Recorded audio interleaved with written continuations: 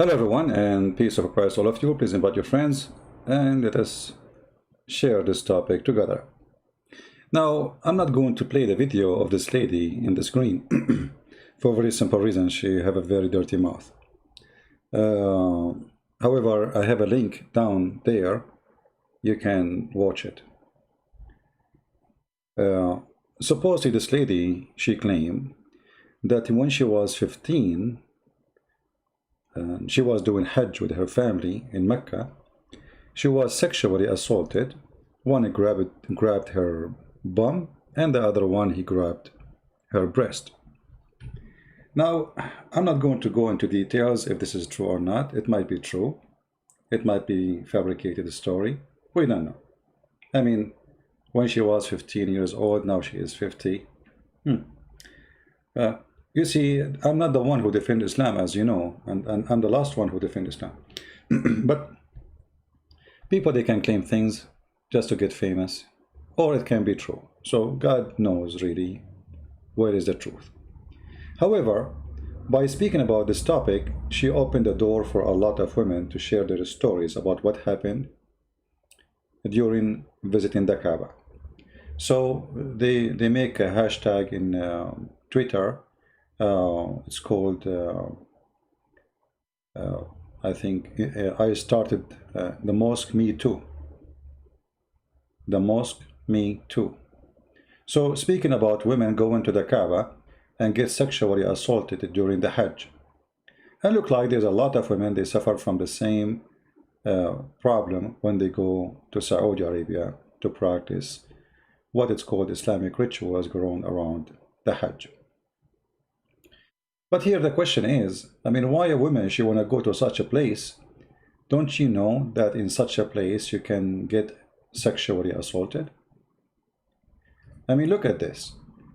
This is a place, have tens of thousands and small tiny square. There's no space. Like now, at least there is a space now. This is a new picture. You know, especially during the Hajj. I mean, you cannot even walk. 5,000 people get killed by stepping in the top of them in one of the years in the Hajj, not long time ago. So why you want to go there? Why somebody want to take his daughter, she is 15 years old, to such a place? Why a woman, she want to be there? I mean, I don't understand the logic. So if you don't want to be sexually assaulted, you don't go to such a place where everybody touching everybody. Everybody is in the bum of everybody. I mean, how you can control it? Even if you have a family with you, and they are trying to surround you, they will lose you. The crowd is so huge, and you get what you ask for. So you don't go to such a place and then you wonder why somebody touched your bum. You are going to a place extremely busy. And, you know, we don't want to say that Muslims who go there, they go there for this reason, but there's a lot of Muslims, they want to do that. You know, it's fun, especially those who live in the Kaaba, in the area around the Kaaba. You know, Saudi Arabia is a taboo place for sex. Everything is undercover. So the best place to go and molest women is the Kaaba. So today I'm not going to really read and discuss the articles and those posts in Twitter about women speaking about what happened to them in the Kaaba. But we will discuss something more important. Here we see a post says, being covered from the head to toe during the Hajj had not protected me. Well, I mean, this is very silly. I mean, who said that hijab is to protect you? Hijab is to own you, to control you, to subdue you, to make you as a puppy, is not to protect you. Because if the hijab protects you for protection, then why the Islam, he ordered the man to beat the wife? And here I find that this woman is kind of a silly. She is so upset because somebody grabbed her, excuse me, her ass 15, 20, 30 years ago, or 35 years ago. But you are not upset from the Quran ordering the man to beat the woman? You are not upset that the man can, and look how filthy her language, I mean. I cannot play what she is saying because she have a very filthy mouth, like Muhammad. So, you are upset because somebody grabbed your bum, but you don't accept that your mom, she can be beaten. And what happened to you? I mean, you are a Muslim, you are going to Hajj, and now your hair is red, I mean, I don't know. As you see, what's happened to people. So here we see that I don't know, maybe somebody looking to be famous, but because I don't see any reason for you to be upset about something happened to you 35 years ago, and you could not speak about it, and you are talking about it today, because you have all those years you never open your mouth. I mean, you are in America for a long time. Why today you open your mouth? You know, like lately we start seeing that somebody will come after 20 years, accuse a man that he did something to them. Where have you been in the last 20 years? What happened? You didn't have a mouth before? You see, I understand if she lived in the Middle East, maybe she is shy to say, but did you report this to your parents? Did anyone know? I don't know. So people, they can say things, but is it possibly to happen? I believe that it happened every day in the Kaaba. However, this is not really what I care for. What I care for is the tradition of the Kaaba is the tradition of sexual assault. If this has happened to her, the question is that the fault of the guy who sexually assaulted you because he is a perverted man, or because of the one who organized this occasion? You see, the Muslims, which is funny about Islam, they forbid women and men to gather together in the mosque. There is separation between women and the mosque. But when it's come to Hajj, everybody is mixed. So how come Islam did not say, okay, you know what, we will do the morning for men and the afternoon for women, or the morning for women and the afternoon for men? I mean, what kind of religion? You say that women, she cannot shake hands with a man, but she is going to walk in a Hajj, in a ritual, pagan ritual around the Kaaba, and there's tens of thousands of people around her touching her from everywhere. Actually, even if you don't mean to touch a woman, if you are in such a place, you will touch her. Because where do you put your hands? You know what I mean? You are in a place where it's overcrowded. You cannot even move your hands. So you will be touched all over. You will be molested. Actually, you might get naked before you know it. So stupidity, I say always, is amazing. We go to a place which is not good for women to go, and then we wonder what happened to women when they go. This is not a good place for women. She don't want to be touched. This is a good place for women. She like to be touched. Are you telling me that you and your family do not know that this place is so crowded? Are you telling me that you never noticed that around the Kaaba there's thousands and thousands of people going like ants non-stop? She did not know. However, she knows, she don't know, who care? This has happened, doesn't happen. Well, I mean, garbage people exist everywhere. The real question is, how come Allah, He is so much conservative, as Muslims they claim, but yet when it's come to the Kaaba, a man can be standing behind the women, his hand and his body is touching her all over without giving details. Look at this. Look at this madness. So the problem is not that there is a perverted man, he touched you. The problem is that we have a religion, which is garbage religion, making things worse. This is the best place to spread corona.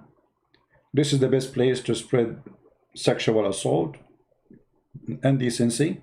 You know, someone might say, well, there's some Christian priest, they do the same. They do like, they are child molester, or even some, maybe they do bad things with women. This is true.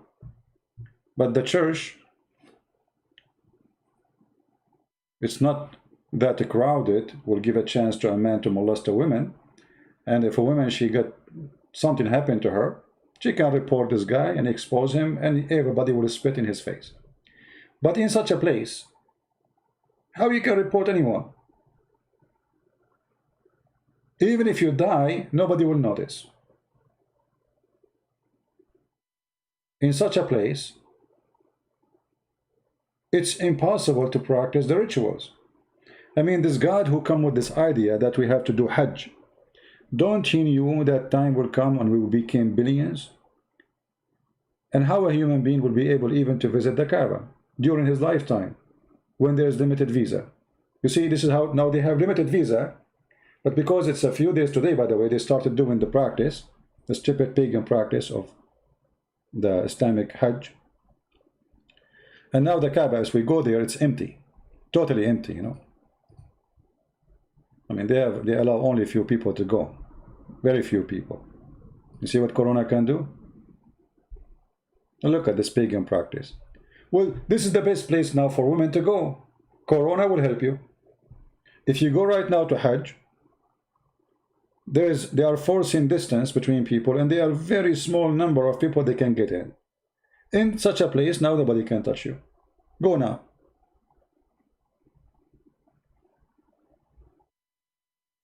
You better go now. But going back in history, we should know that the Hajj always was a sexual assault place. But it was not assault as assault, it was a sexual practice. As an example, if we go back, we will notice that Muhammad, after he took Mecca, took him very good time before he announced that nobody can walk around the Kaaba naked. You see, if you go and read the biography of Muhammad or read the Quran, if you read the whole Quran, you will not find one single verse speaking about people going naked around the Kaaba.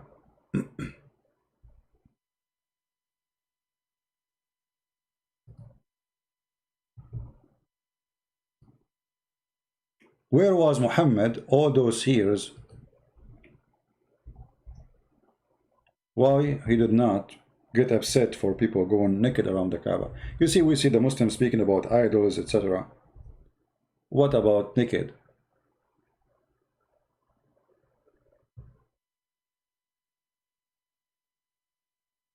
There's a verse in the Quran, chapter 2, verse 197, where it's speaking about having sexual relationship during the Hajj. But all of us, we knew that during the Hajj, there is no, you can have sex as you want, and there is no punishment. It's just a statement of mean nothing. But this is just about not having sex. But what about molestation? What about sexual assault? What about playing, touching, all kind of things in the Kaaba?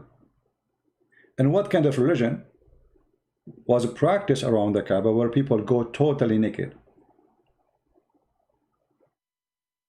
Shouldn't we ask ourselves what it was practiced there? Naked? I mean, what is exactly they used to worship in this Kaaba? And here we go back to the roots of this religion. This is a very sexual religion,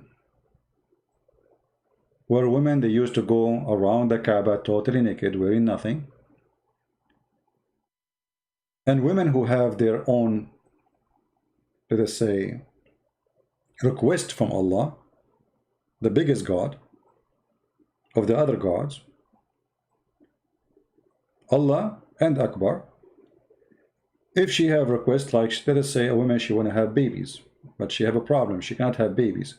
So when they have their period, they go around the Kaaba, and then they stand in the front of the black stone, and they touch their private part, and then they take the blood from their private part and they place it inside the black stone. And then the man, he come after that, and he insert his private part inside the black stone, and praying to Allah that the woman, she will get her fertility. In other words, we can say that Allah is another version of Baal, the god of fertility. Actually, if you go in the Quran, you will notice that Allah, he was in competition with Baal, for he is claiming to be the god of fertility. And Allah, he claimed that he is he's a creator, and Baal is a creator, but Allah is the best of the creators.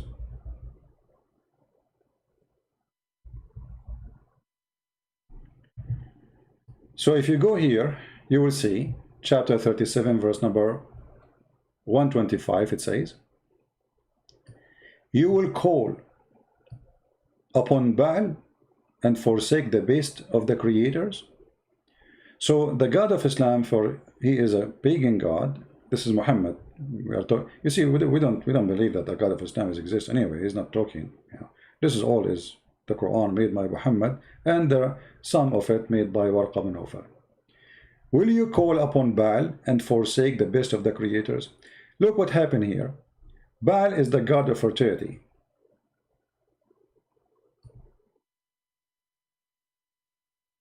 And the Arab believe that Baal is the one who will give them babies.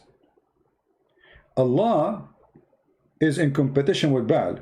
I am the one who give you babies. I am the best of the creators. And by acknowledging that he is the best of the creators, that means he acknowledged that Baal is a creator too. You see, you don't say I am the best of the creators unless there is many creators. If you say I am the best in playing chess, that means there's many people play chess. If you say I am the best in running, that means there's many people there, because you cannot say the best unless there's others. So he is the best of what? The creators. Okay, how many creators we have? He just named one for you. Allah acknowledged that Baal, Aka Muhammad, acknowledged that Baal is a creator, but he is upset because how you call upon Baal when I can do better? You might see in some Islamic translation, they took off the word the creators and they put the word the creation. That is a false translation. The word in Arabic is al-khaliqeen. أتدعون بعلا وتذرون أحسن الخالقين? Are you going to call upon Baal and forsake the best of the creators? What's wrong with you? Why you do that? So the god of fertility is very well embedded in the cult of Islam. It's just a competition between two gods. If we go actually to the black stone itself, we will find that the black stone itself is made in a shape of a vagina, presenting the purpose of the black stone.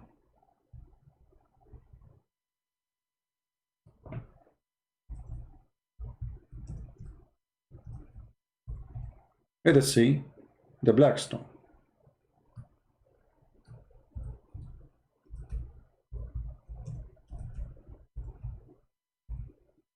We will open pictures from Google. This is the black stone, as you see. And you can tell right away that there is something wrong with the shape. I mean, out of the shape of everything in the world. I mean, you can make it look like a watermelon. You can make it like a square. You can make it whatever, but why it's in such a shape? I mean, what this shape is about? What is this?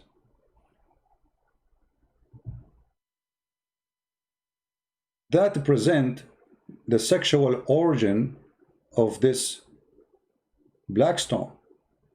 This is a pure sexual stone. The same as the Hindu, they have a sexual stone for the male and female organ. Islam have a sexual stone, and in this scenario, it's for the female. If you have my book, Sex and Allah, you will find that there's a woman, she was walking around the Kaaba singing. I don't know how many of you have my book. Singing about showing her vagina. And she is saying now she is showing it to Allah. And she don't want any man to get close to it. This is a song she made. Muhammad, after he saw this woman totally naked, and this is after he controlled over the Kaaba, he wanted to marry this woman. for he saw how beautiful she is naked. And only then Muhammad, he decided to stop people going around the Kaaba naked, because he don't want this woman, who he want her to be his own, to go around the Kaaba naked.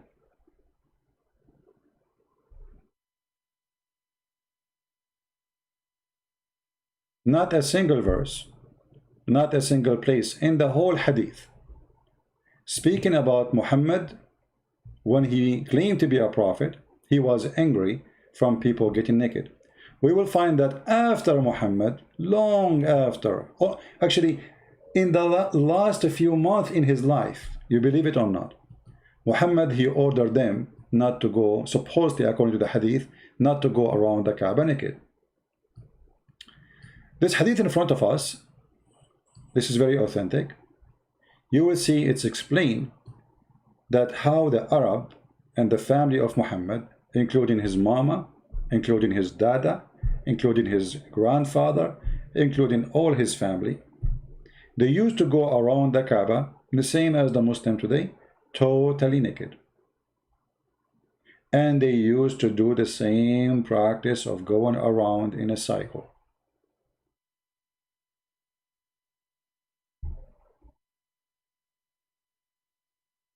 Muhammad, he did not change anything.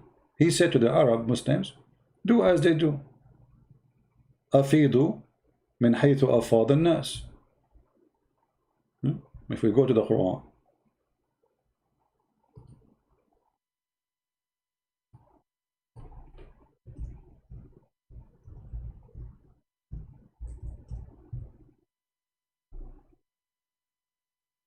chapter 2, verse 199. Do the same as the Arab before you. Nothing changed. It's the same. Do the same as people used to do. And actually, I find the translation very funny when Muslims they translate. This is Yusuf Ali. Let us change the translation.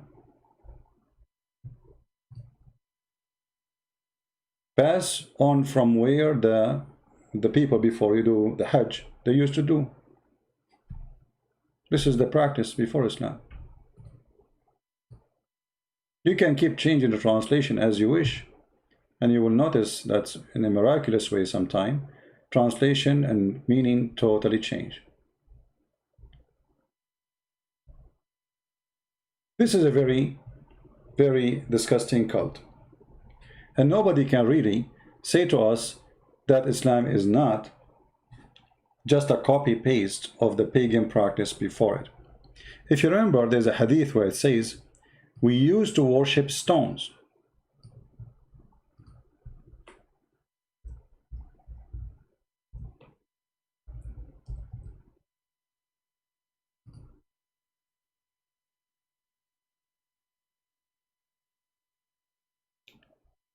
We used to worship stones, and when we found a better stone than the first one, we would throw the first one and take the later. But if we could not get a stone, then we could collect some earth dirt, imagine, and then bring a sheep and milk that sheep milk over it and perform tawaf going around it. The same. This is the same garbage. You see, they say to you, this is Abrahamic. I mean, what is it? What Abrahamic? This is, you see, we used to worship stones. This is a person from the time of Muhammad.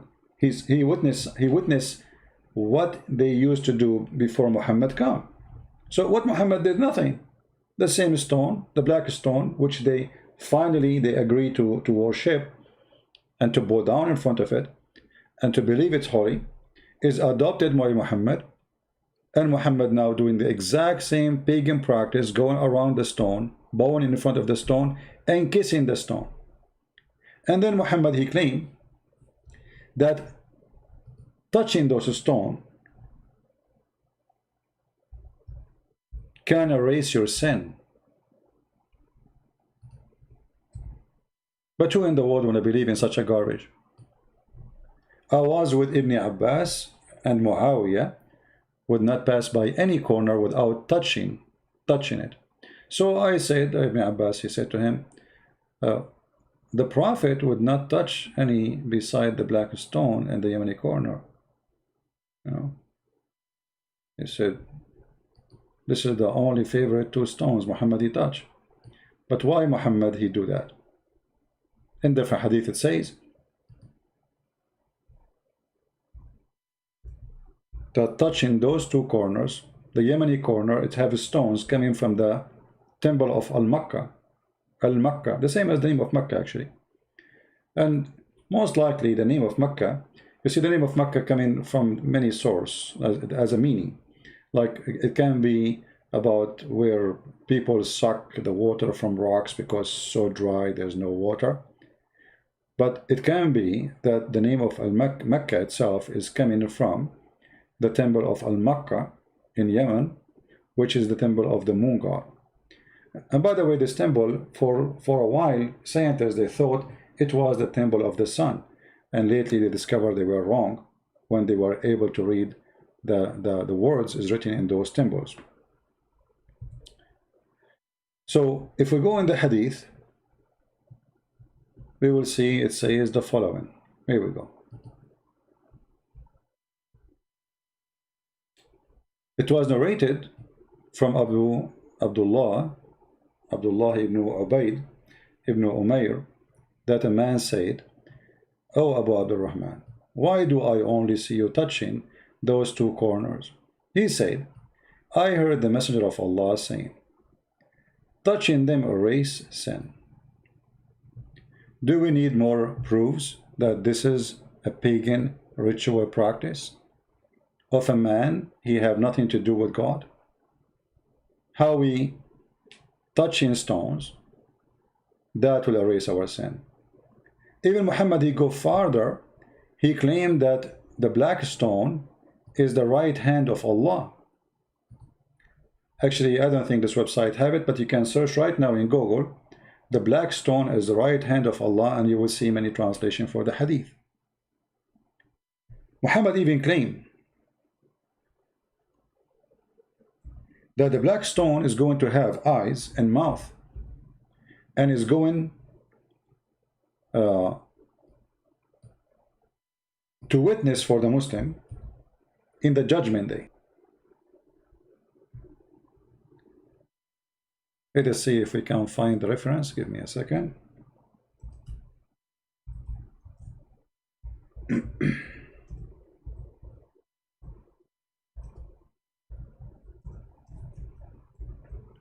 It's very easy usually to find reference in Arabic for me because I remember them very well. But the problem when they translate them and you put them in Islamic website in English, the search engine is very bad. And even there's a lot of hadith that have never been translated there, and even they change their meaning. So let us see.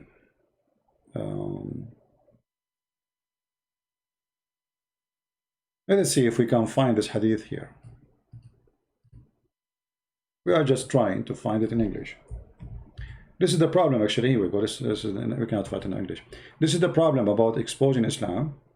You know, I suffer from for years and years. Like now is way better than before. At least now we have those websites. When I start exposing Islam, I have to do everything manually, let us say. There's no translation, no Muslim translation, nothing, you know.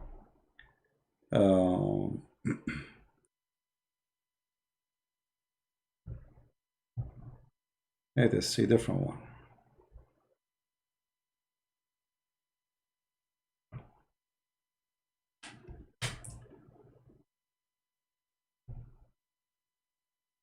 Okay.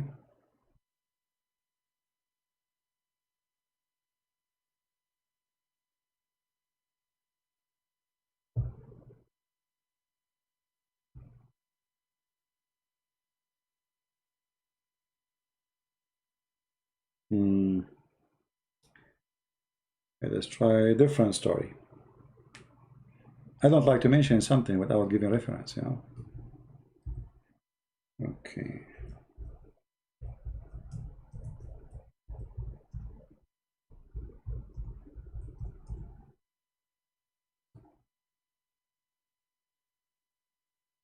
Let us see.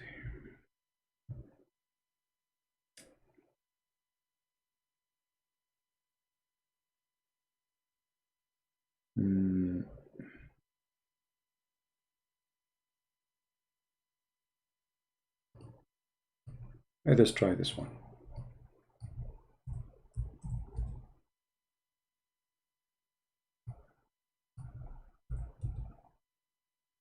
At least we found something. In English, the Messenger of Allah said about the black stone, by Allah will raise it on the day of resurrection, with two eyes by which it sees and tongue that it speak, with testifying to whoever touch it in truth. So the Muslims believe that this black stone is a living stone. In different hadith, Muhammad, he says it is the right hand of Allah. Actually, as long as I mention this, let me see if I can find the reference so Muslim will not say, how come he did not show this hadith? You know them. We show all the reference, and yet they say he's lying.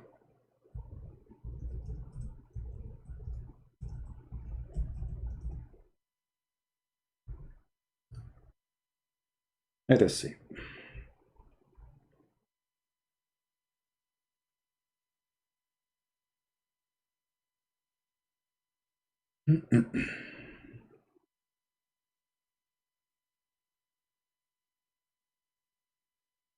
Okay.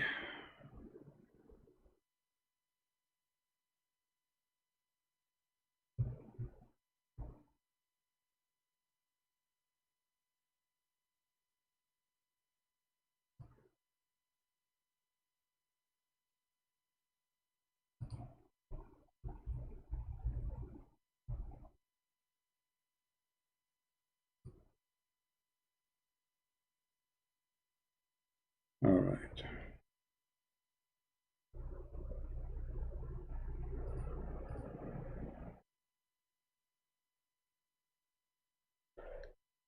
All right.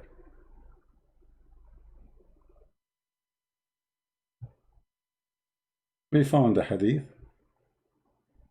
and this is a Muslim translation. Let us put it for you on the screen.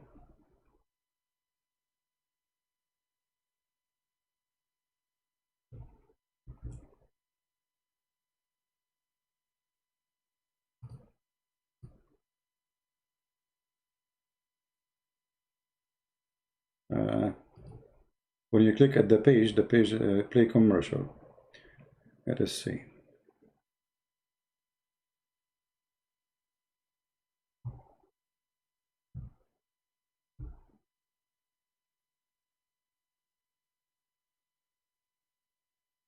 Trying different website.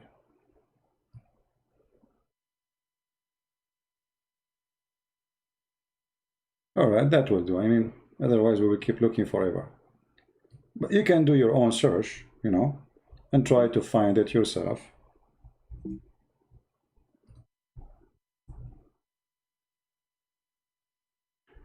It says here, this great house contains a precious stone, having no equal in this world. It's called the right hand of Allah, which he shake the hands of his people, which means he shake hands with that stone to the people. All right.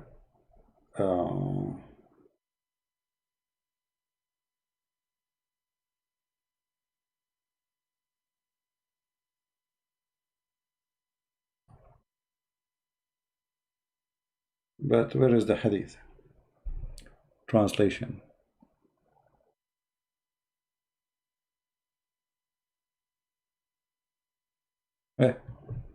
I mean, it's funny article. They say that it is right hand of Allah, but it did not mention that. Where is the hadith? I thought we got the website finally. I mean, this is the most funny article ever. You mention the story, but you don't mention the main purpose. I mean, the cake. You talk about cake, but you don't show the cake.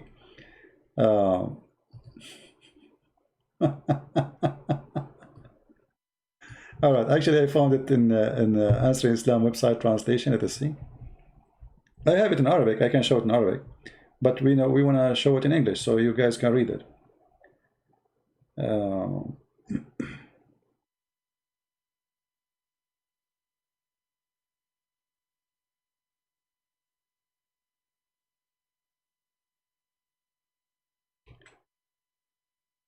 Let's see.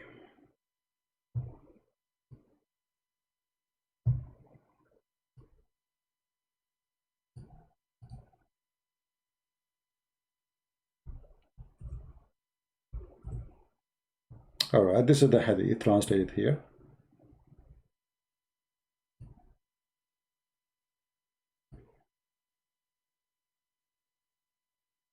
Actually, here, Brother Sam Shamoun, he have a full article about it, and this is the reference. And actually, I'm going to show the reference in Arabic too.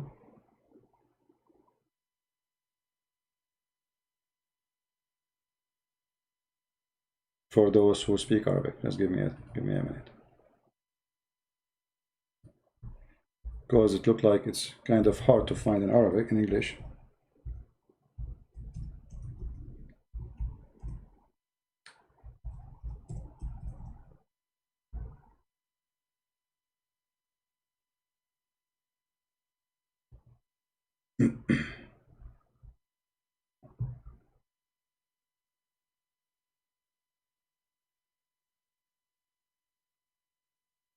All right.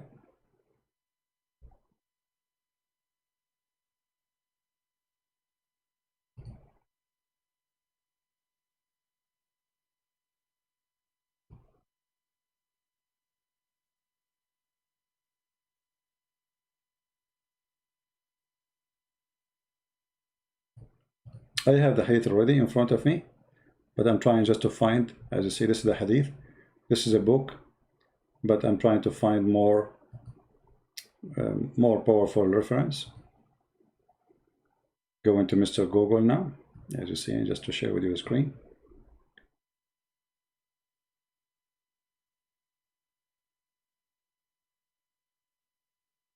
And for sure, the Muslim, they will say to you, oh, this is not accepted hadith, etc. As usual. Here we see the reference. The book is Majma' al-Zawaid, volume number 3, page number 242. And there is many ways to report the hadith. Here it says, Al-Hajar al-Aswad, Yaminullahi fil ard. It is the right hand of Allah in earth. And the other hadith it says, هو يمين الله عز وجل يصافح بها خلقه. So it is the right hand of Allah. He shake hands with it those who He created them. You know? And he is saying here that this hadith, the last one, is sahih, for it is, and the men of the hadith are trustworthy. The first hadith, which is the black stone is the right hand of Allah, it's the same actually between the one they agree with and the one don't agree with, but it's the way it is recited, or let us say written. So he's saying the one it says the black stone is the right hand of Allah on earth is rejected. The other one, which is reported by At-Tabarani, where it says وَهُوَ يَمِينُ اللَّهِ, it is the right hand of Allah, and He shake hands with it. And then he says, and this is reported in the book of Majma' al-Zawaid, page number 3, verse page number 242. And it says here, and the one who reported this hadith, Abdullah ibn al-Mu'ammil, and he is trustworthy, and Ibn Hibban, and they said he might make mistake, you know, but all the men in the hadith are trustworthy and sahih. We can just post the link for you, and you can use Google Translation for it. Let us do that.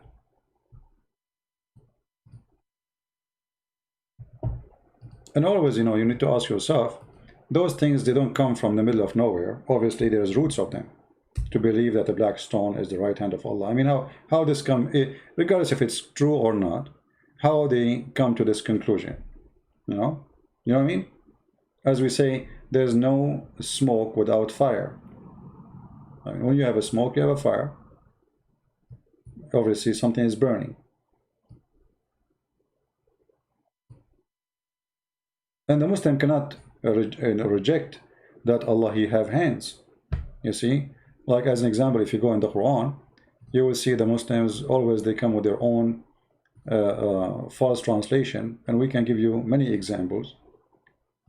Like the Quran, many places it says Yaday Allah, the two hands of Allah, the two hands of Allah. In the translation, you know, they don't put the word two hands of Allah.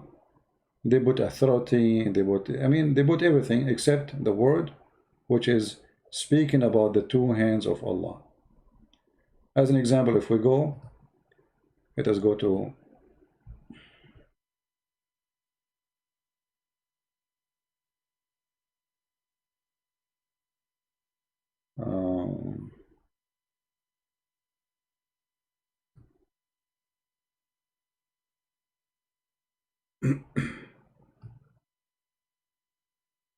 let us see.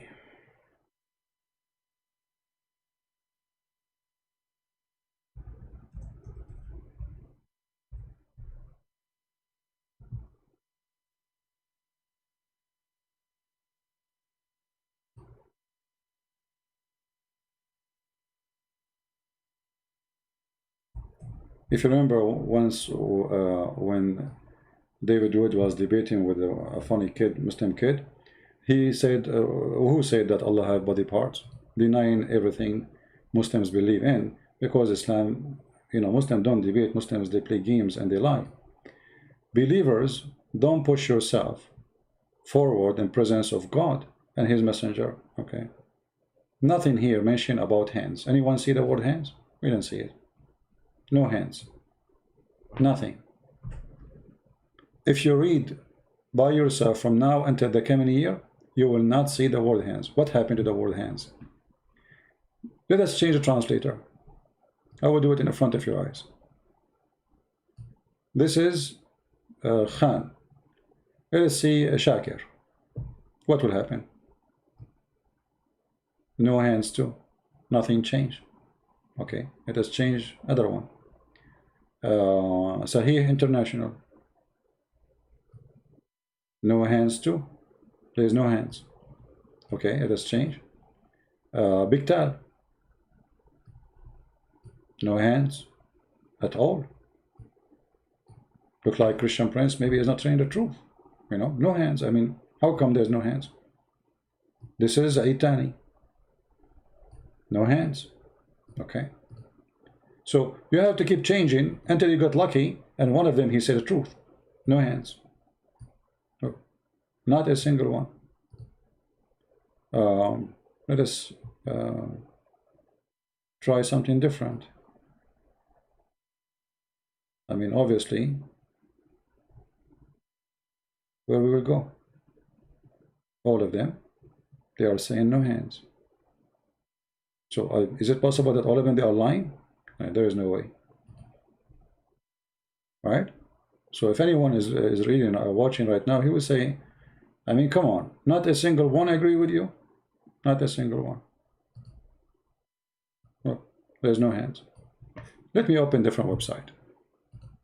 So maybe we can make miracles happen.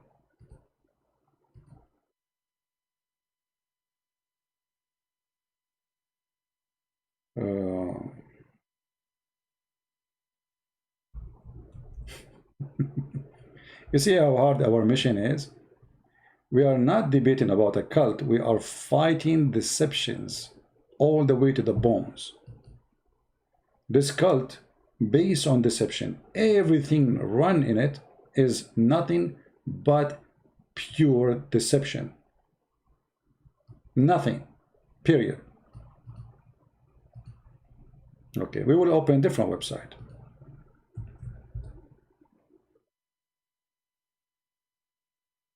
All right. This is Quran.com. All right. Let us try our luck. Maybe our luck will be different. I mean, now, let us see. Here you can set the translation, English, okay. English, where are the translators? How you change the translators? I'm trying to figure out.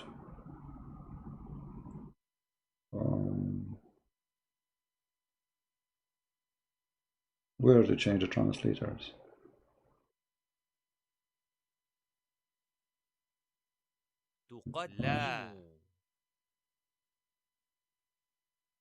Maybe I have to open it first. Okay, here we go. All right. There's no hands until now. Let us go to setting. And now we choose translation. Let us add some translation. I will add them all. All the one they have in the website for the same verse.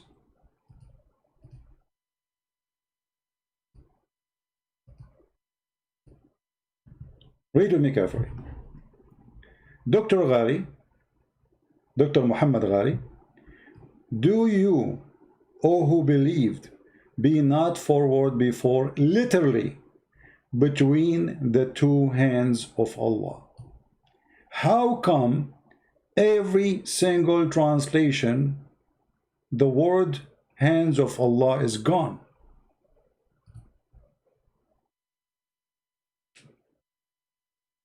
Any Muslim can tell me? I mean, do we have to struggle, go translation after translation after translation, searching everywhere? Not a single one of them is truthful.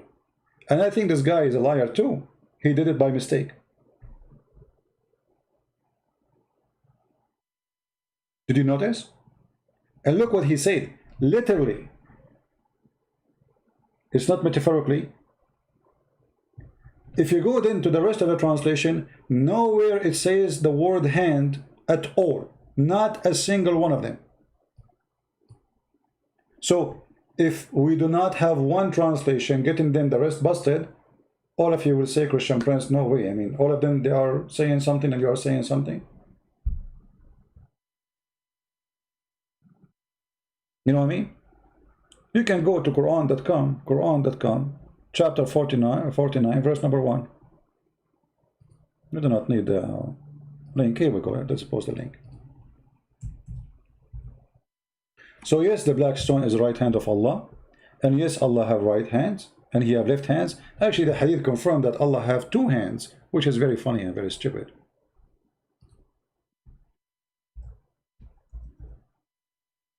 I mean, you are trying to hide what? That Allah, he have hands? Huh? Both hands of Allah are right. Both hands of Allah are right hands, as you see. Do you see it? And both of his hands are right hands.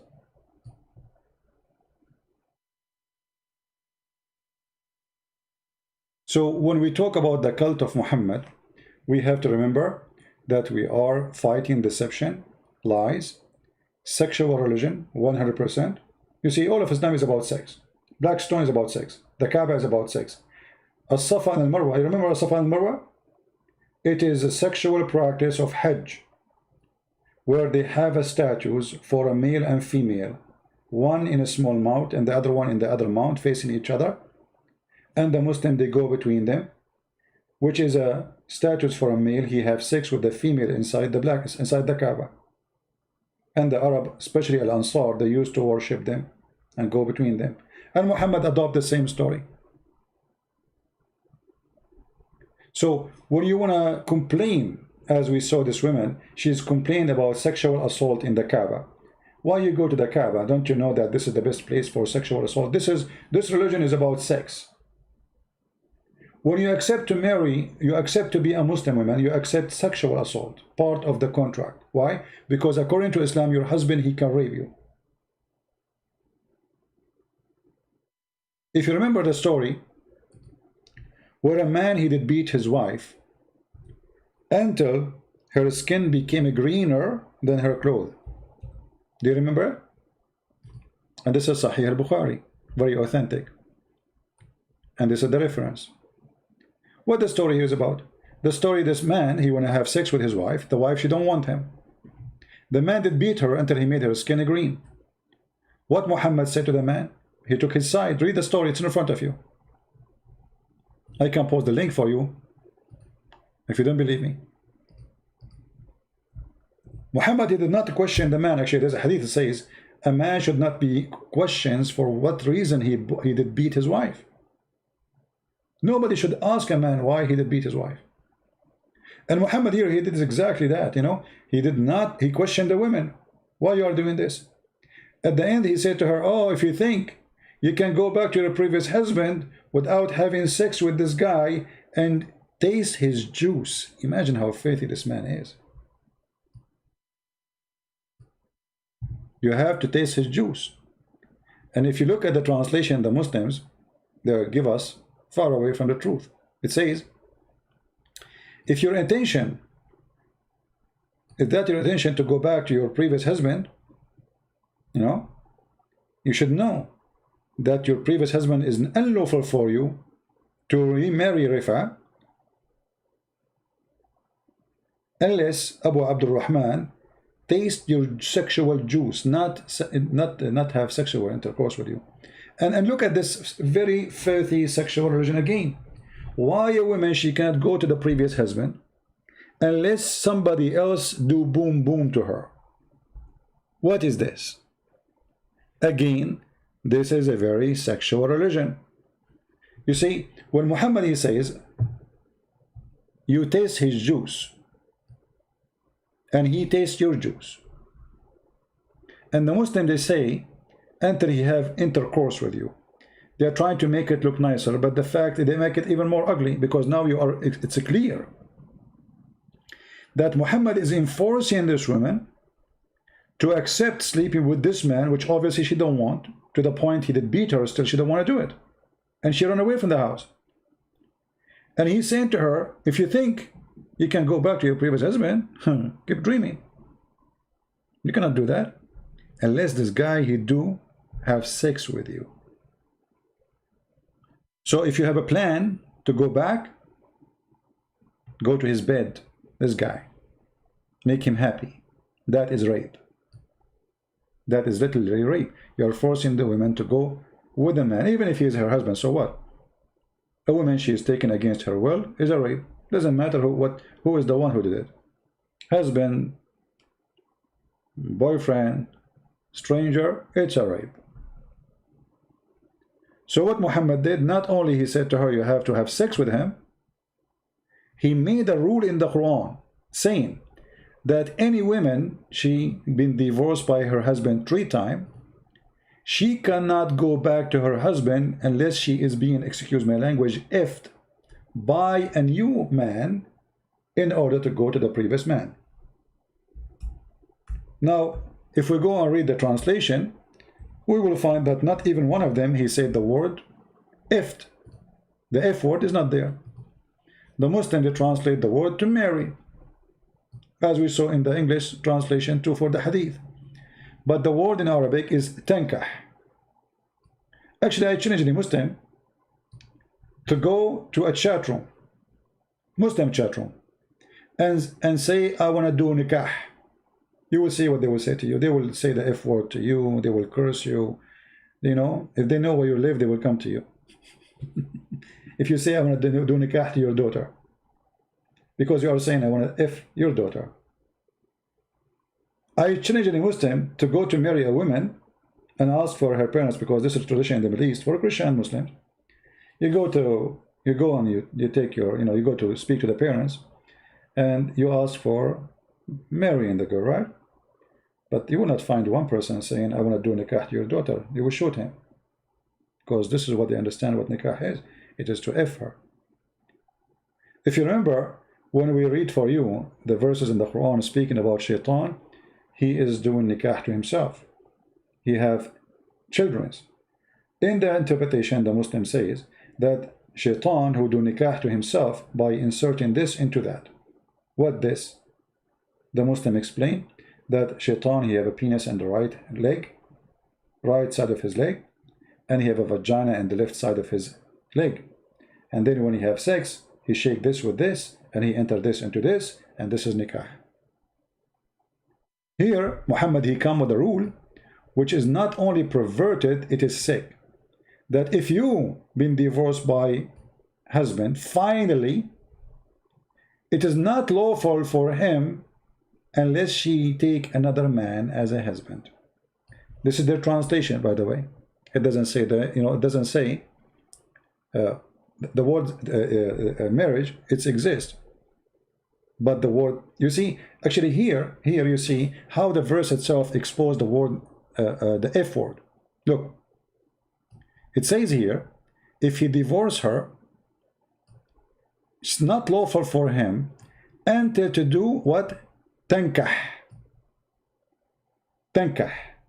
And then here we find the word marriage after that. Tankah zawjan ghayra.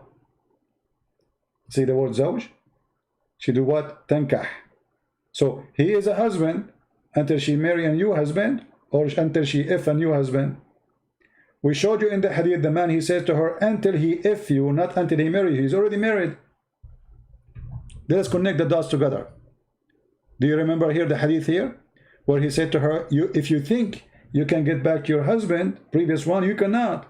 He have to do sexual intercourse with you. So already she's married. So the condition is not marrying only, he have to do the effort. Do you see it? Guys, are you connecting the dot with me? If this is your intention, right, you should know that if this is your intention to go back your husband, previous husband, he is unlawful for you unless you had sexual intercourse with you. Who? The husband. So already she is married. So what the condition is not remarrying, is to be having sex after marrying. And this is what the verse here is saying, exactly word by word. Until she do nikah, which is to F the man who is a husband. This is the word husband here. You see it? This is the word husband. So how you say she marry a husband? Just to show you the stupidity. If the word tankah mean to marry, that means she marry a husband. That's stupid. You know what I mean? If the word after it is husband, so how you say enter to marry a husband? Are you getting my point? Let us take this verse into the other website, because there they have like a word by word translation in this website here.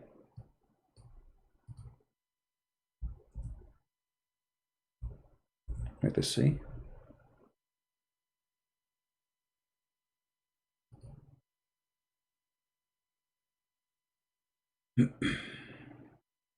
Here we go. This website have something funny about it. You move your mouse in the top of the word, and that will show you the translation, right? Okay, so let's go here. She marry a spouse.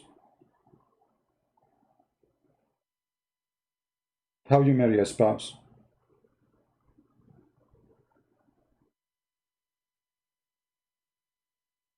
You see how stupid it is? If he is a spouse, how you marry a spouse?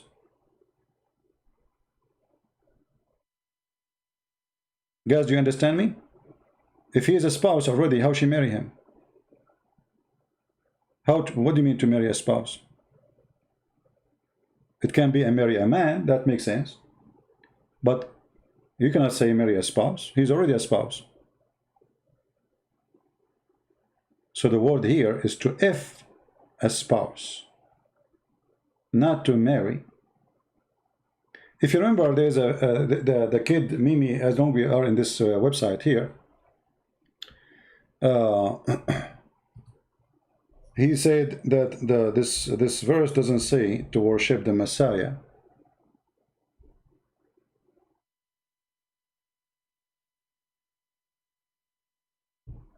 You remember? And then he hung up on me, the coward.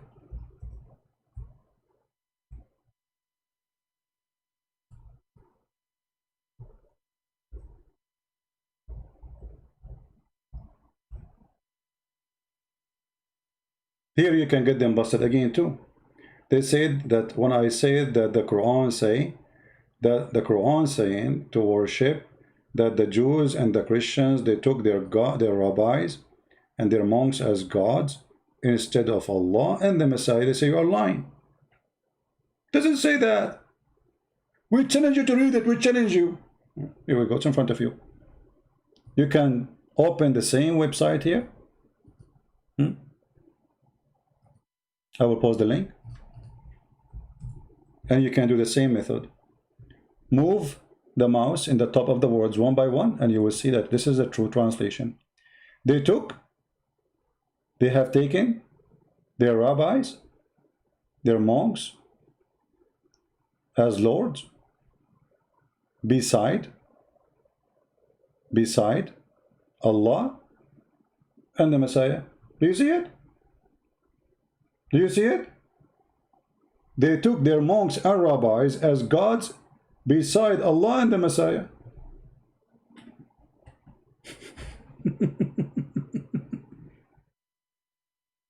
And they were saying I'm lying. This is why never take a Muhammadan translation. When they quote for you a verse from the Bible, they are liars. Like today, somebody, he posted that Paul, he said, you can have sex with your daughter. Do you believe it? He said in 1 Corinthians 7, it says, Paul, he said you can have sex with your... When the whole chapter is about how to be decent, and actually is advising them not to get married so you can be devoting yourself to God. You cannot believe it how filthy the devil is. And the second you follow the devil, you are filthy like him.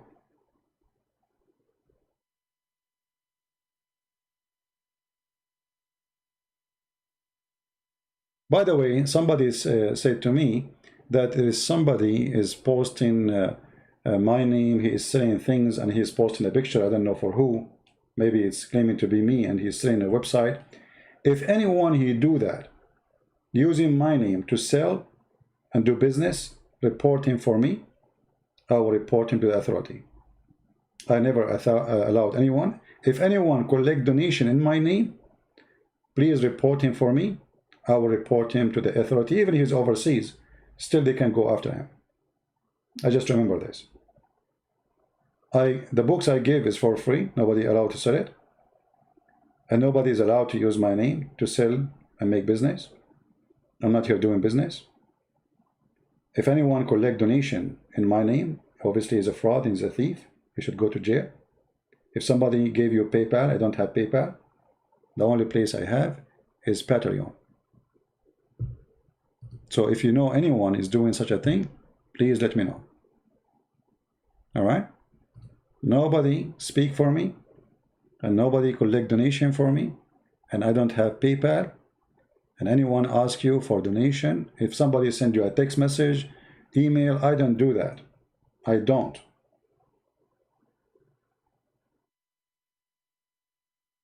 You always hear me talking from the beginning to the end. I don't mention give me donation. So how I'm going to send you a text message? Even if I need it. Even most of the time, actually, I forgot to put the banner for donation as today. Like now here, we don't have it all this time, right? Because we are not here for this purpose. The donation is to support what we do, but this is another reason to be here. So if any of you or any of you receive text message from anyone asking for donation, claiming that he's speaking for me, he's a liar. Report him to the PayPal if you receive an email or something, so they can close his account, and report him for me in Patreon. All right? Or somebody posting picture or something, or even my books for sale. Nobody's allowed to do that.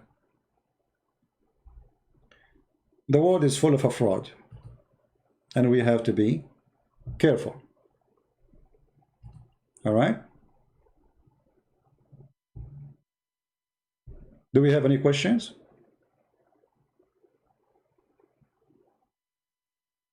Anyone have a question? You see, this is not the time usually I go on. Tomorrow in the morning, I will try to go live on air. I will try, but not necessarily.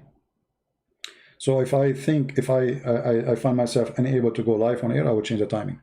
But mostly tomorrow in the morning will be live on air.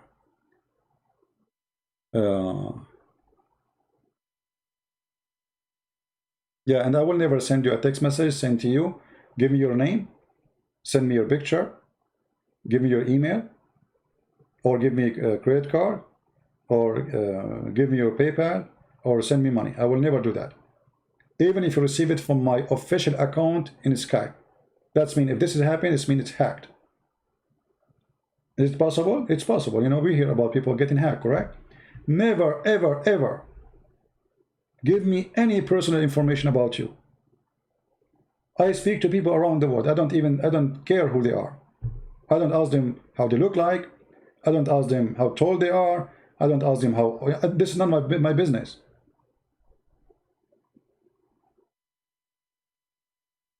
Never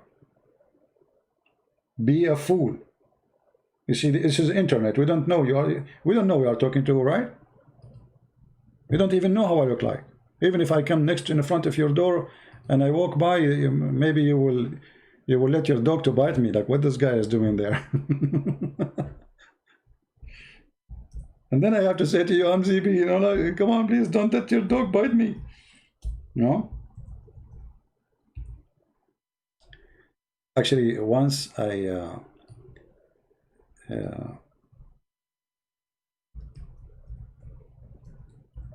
met a brother, and you know, he took me to his house, and then he said, I have to go downstairs. We have nothing for you fit as a drink. I drink coffee and I drink tea. He didn't have any of them. I said, it's not important, really. He said, no, it's just downstairs. Okay. The guy, he went downstairs, and look what happened. He went downstairs to get, it's a very high building. So he went downstairs, and then suddenly the door of his apartment opened. And his wife, she get in. She get in and she saw me in the living room. She looked at me and she ran out. I saw somebody look and run out and close the door of the apartment. I don't know who is that. Mostly it's his wife. But this woman, she thought she have a thief or something.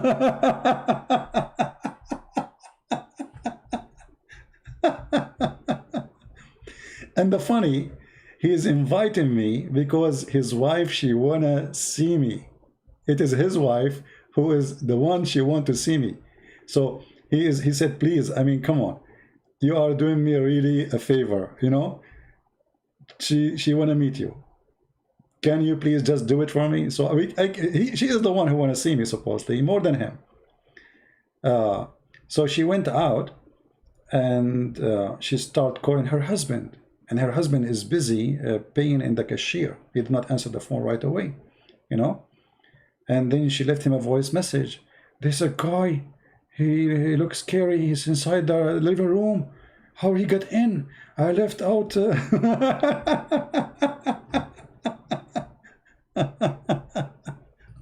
That was funny, isn't it?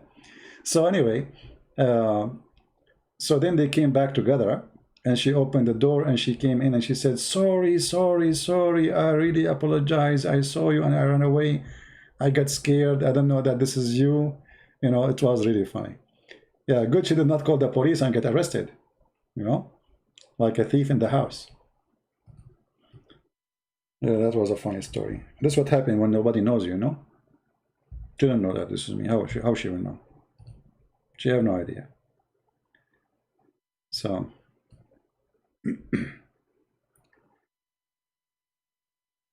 Oh,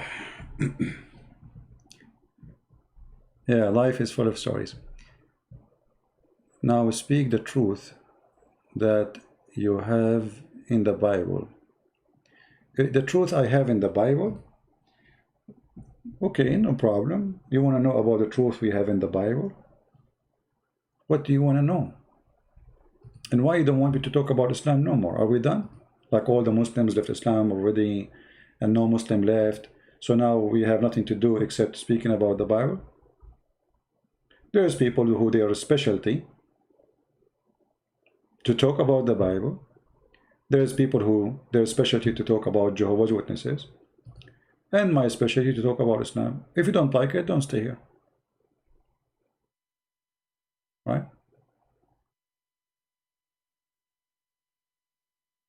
Why you are here? However, if you are interested, no problem. We can help you.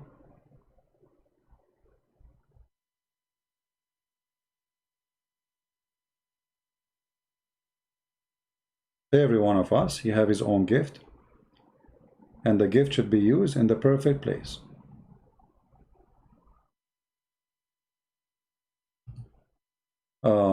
What is the thing about splitting the moon in the Quran? Well, splitting the moon in the Quran is just a stupid statement to expose Muhammad actually. You Christians and atheists and whoever you are, you should use this verse against Muhammad, not for his benefit. Because number one, scientifically, moon never split. I saw once the Muslim posting a picture from NASA showing a valley in the moon, saying this is a split of the moon. Split, the word split, the word is shock. It's making a splitting, two pieces. Valley is not a split. We have many valleys. We have the biggest valley in the whole earth. It's called the Grand Canyon. That is not the earth is splitting. So the fool Muhammad, he copied a poetry of a Christian man, his name is Amr al-Qais, where it says that the judgment day is near and the moon split. But he was talking about his girlfriend or his love, who is so white, and the Arab, they like white women, it's not a secret, and they are racist at the end of the day. It's embedded in their culture. The last hour is near and the moon split asunder. When he saw his girlfriend, when she is so white in the middle of the dark, so it's like the moon split. Suddenly from the darkness, a light is coming. The guy was talking about a woman, was not talking about moon. Muhammad, he copied it word by word, he put it there. However, by doing that, Muhammad, he proved to us that he's a false prophet, because this was a prophecy mentioned 1400 years ago. And he did not say, you see the word iqtarabat, it doesn't mean it is just near. Because I can say the judgment is near, but you know, it might be 5,000 years from now. Iqtaraba is something getting so close. It's in the corner. Not something will happen in the future, because simply it's already started. Don't you see the moon splitting? So the moon splitting is not a sign that the judgment day is coming, but more likely it is a sign that the judgment day started. Because what is next? If the moon is split, what is next? You know what I mean? If Allah split the moon to tell us that judgment day is near, so next what we will do? Split the sun? And why he put it back? He took it back. He don't want to continue. You know what I mean? If the moon is split by Allah to tell us that the judgment day is near, why he did not keep it split? He glued it together. Simply, the stupid Muhammad, he stole the poetry from the Christian man. His name is Amr al-Qais, and he put it there. He mentioned it when he saw the eclipse. The eclipse, right? Do you see it? Otherwise, the moon is there. Anyone can tell me where the moon is split? You know, Muslim propaganda, they have amazing propaganda. What is the poem for splitting the moon? No problem, we can show it to you. Give me a second.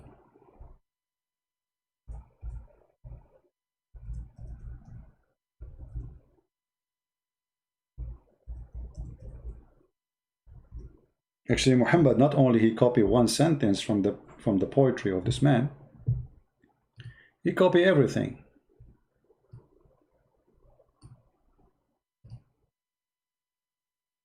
This is the poetry, and you will notice it is word by word. Look what Muhammad he changed. Here the word in the Quran, it says iqtaraba, tarabat. Here is danat, more powerful and more correct.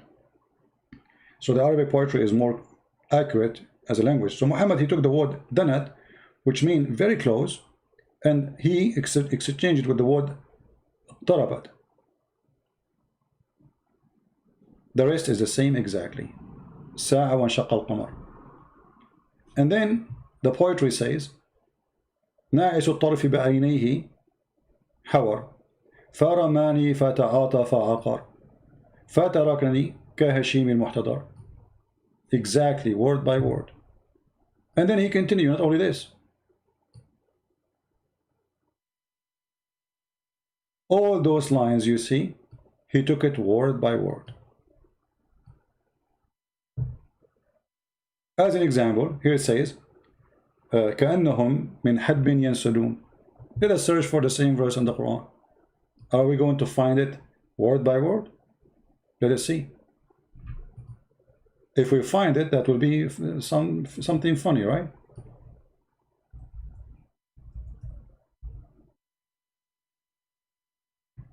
Read it. Exactly the same word. من كل حدب ينسلون. Exactly, with no change, word by word. If I take a snapshot, let us take a snapshot from the poetry.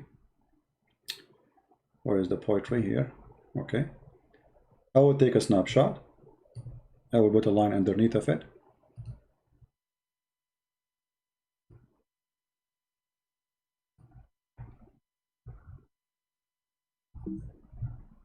Let's take selfie.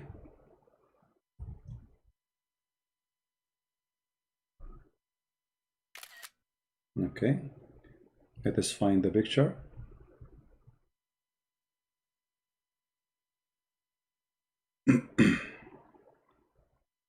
And now we go to the Quran.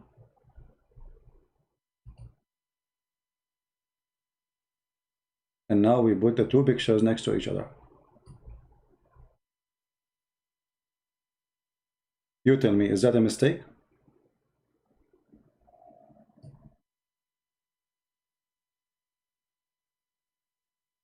I'm trying to make it. Let us do this.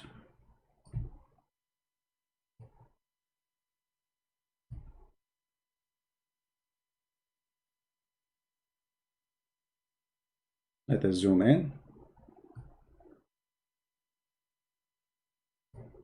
It's exactly word by word. This is the Quran, and this is the point.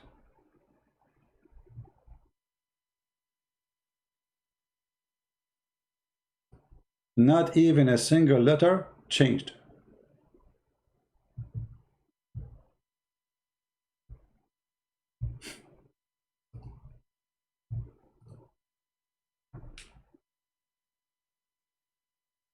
Oh yeah, the poetry is older than the Quran for sure.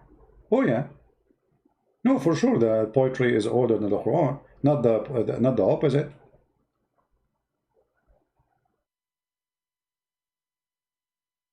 All right. Actually, there is a, Muhammad not only he stole it from poetry, he stole it from the Bible. You see, if I make a topic about the Bible, the theft of the Bible in the Quran, it's endless.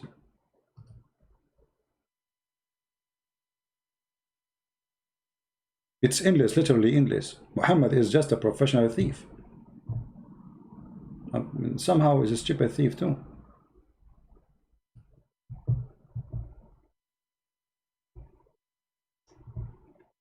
Do we have any? Maybe we should make a special topic about it.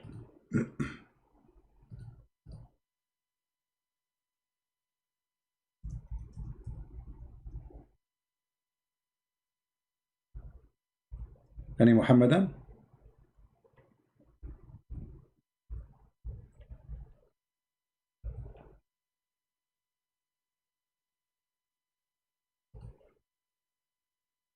Anyone?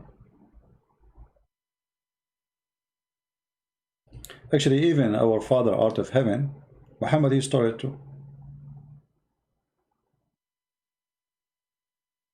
Even that. If any Muslim he will say it's not true, let me know.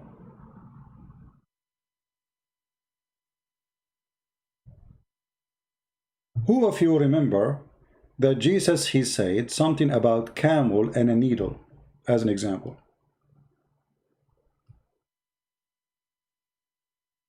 Who remember? Muhammad, he took it, he believed in the Quran. How Allah claiming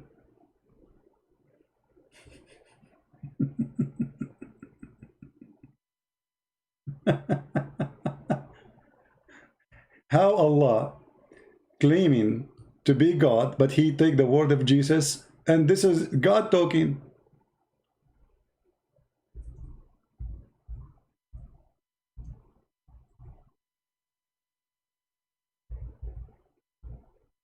Let us see.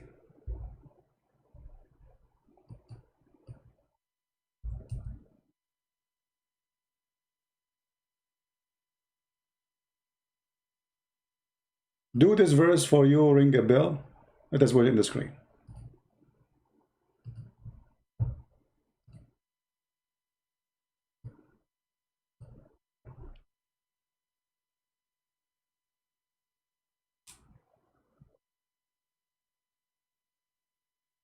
Anyone notice something?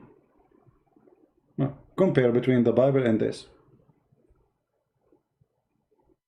Do you see it? Actually, if you change the translation, you will see it's even getting more close to exact word by word as in the Bible. This is the Muslim translation. This is Muhammad Asad. Let us see different translation.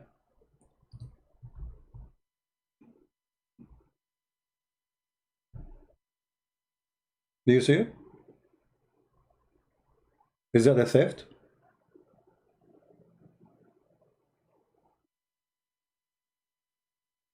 But here actually, this is confirmed that Jesus is God. Because remember, the Muslim, they claim that the Quran is Allah talking. But this is Jesus talking.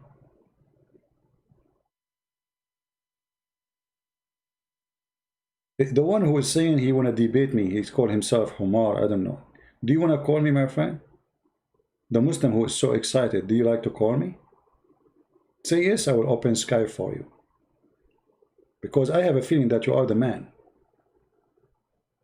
Are you the man? Debate Halal Humar. Okay, where is Halal Humar? Are you Halal? Are you Halal? Or are you, this is your boyfriend? Is Halal with you? I think this is you. Because Muslim Abdul, they go to chat and they like to be famous. So they talk about someone, it is them. Nobody mentioned their name. We never heard of this guy. Who is this guy? Is that you? Okay, I think it's time to block you. You are just having a diarrhea and you keep repeating the same. Say hi to daddy. And next time, don't come here. Send the Hilal Humar and he will let him call me. All right, potato? Here we go. I just added you to my potato list. Have fun as a French fries.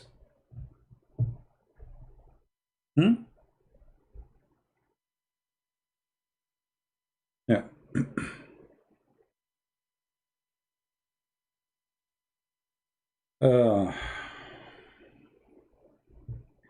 Anyway, do we have any Abdul have anything to say? Any black stone kisser? Who is here a black stone kisser? He want to practice Hajj and get Corona. And by the way, your prophet, he says that those cities are protected by angels and plague will not enter them. So why the plague is entered like crazy?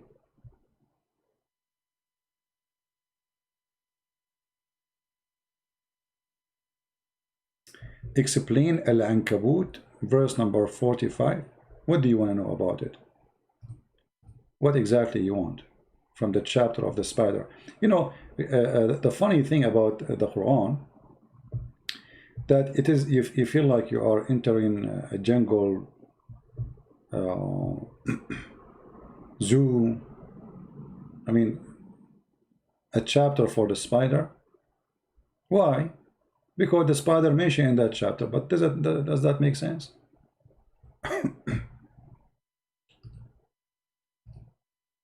Tell me what you like to see in this chapter, my friend.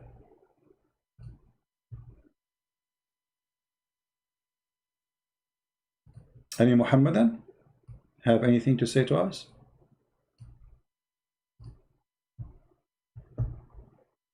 Actually, there's a mistake in the chapter of the spider where it says that the most weak house is the house of the spider. Because if this is meant to be literally, well, this is wrong. According to science, they found that the most powerful fabric is the spider fabric, to the point they are trying to make very expensive for president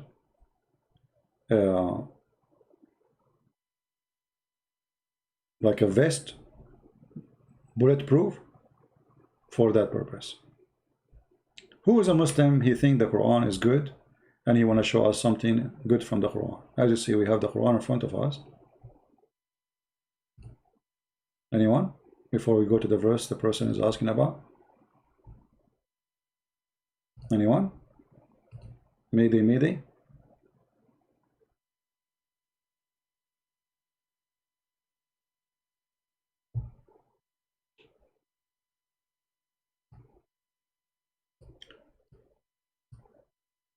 I don't know. What do you want me to explain that verse? The one who's asking me. What do you want exactly? If somebody asks a question, you better make your question full. I always see people sending me questions. I cannot even understand what they are talking about.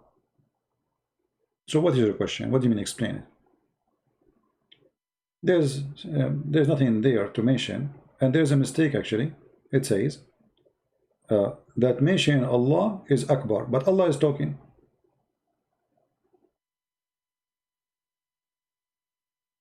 And Allah, He knew what they are doing, but aren't you Allah? If I am the one who's talking and I am Allah, how I say and Allah, He knew what they are doing? Shouldn't He say and I know what they are doing? You know what I mean?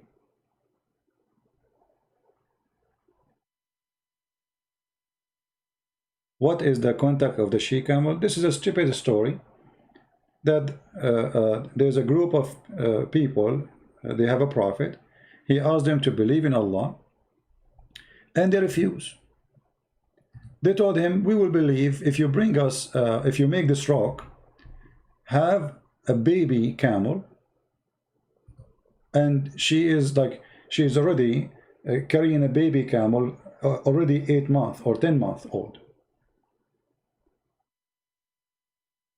right? And then suppose those people, they killed the camel. Okay. And here the funny story is, how come Allah is willing to make a camel from a rock for this prophet, but He did not do anything to Muhammad? You know what I mean? Fiction story exists before Muhammad. Muhammad, he copied. So Allah supposedly made the rock give birth to a she-camel, and she have a lot of milk, and the whole Arab, they are drinking from the milk of this camel. And He told them, He warned them, don't kill it, otherwise you will have a torture from Allah. Then they kill it, and then Allah, He destroyed them. Funny story.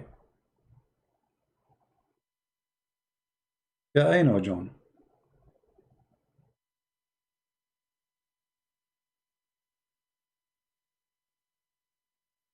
Any Muhammadan?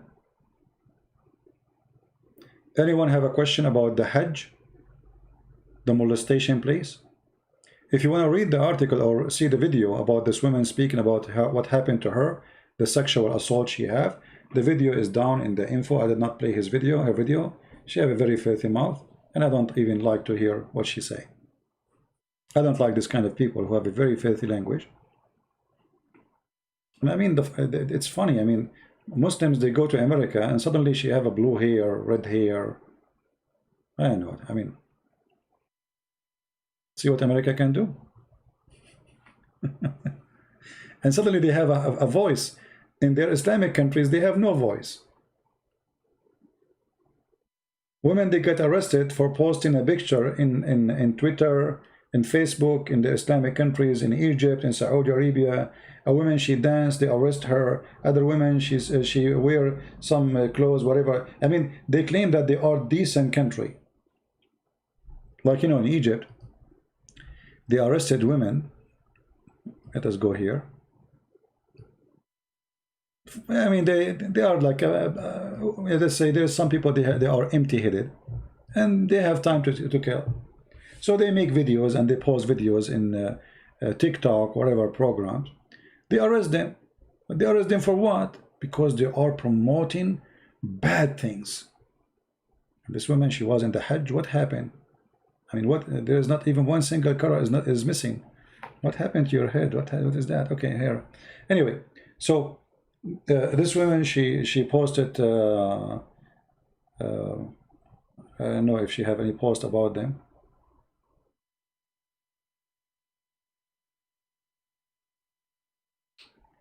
I began mosque me too because I had sexually assaulted twice during the Hajj in 80, etc. Okay. Look how the Kaaba now is empty. There's nobody. This is before, this is after Corona. Anyway, so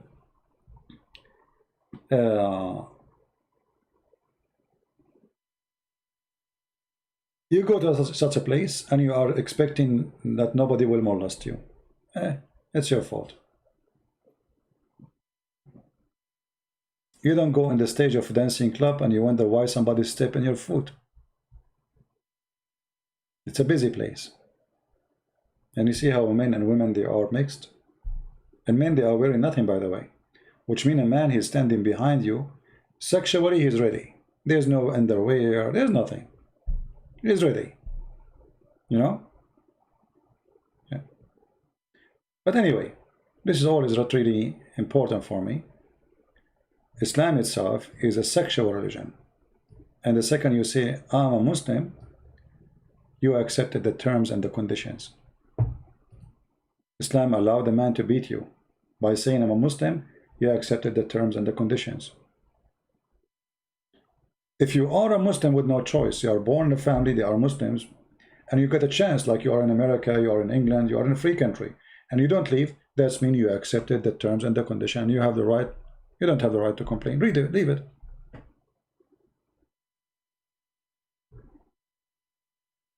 You know what I mean? And you know, I find always Islamic countries are the most hypocrite system ever. I grew up all my life in the Middle East, and I notice how the hypocrisy in the Middle East is #1 lifestyle. Middle Eastern in general, and I am Middle Eastern, nobody speak about dignity as they do. Nobody speak about honor as they do. Nobody speak as a cheating as they do. Nobody speak about God as they do. But you go there, you will find that the grocery store is a thief. The one who works in the grocery, the butcher, the postman, the phone guy. Imagine there, they go and they cut for your phone line. The guy from the phone company. They cut your phone. He go to your house. Assalamu alaikum. Wa alaikum assalam, Abdul. Is your phone is okay?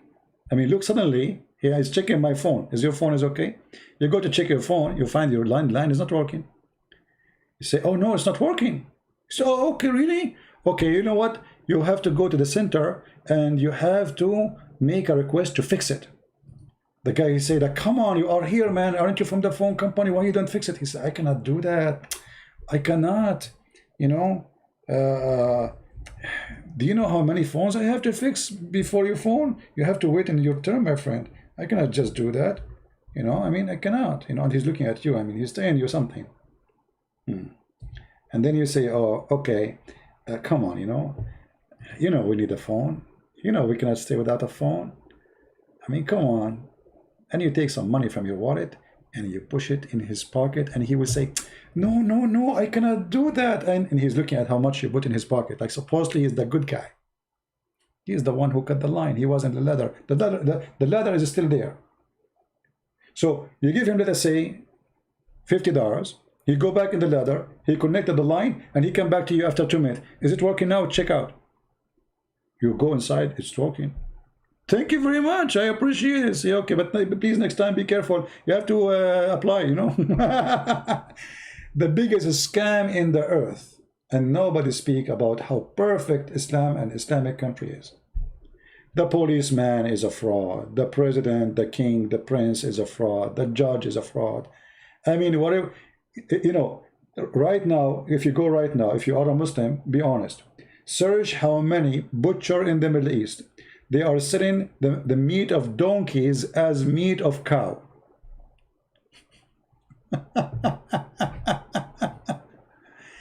Never buy meat in the Middle East from a butcher, because most likely you will be eating a donkey or maybe a dog.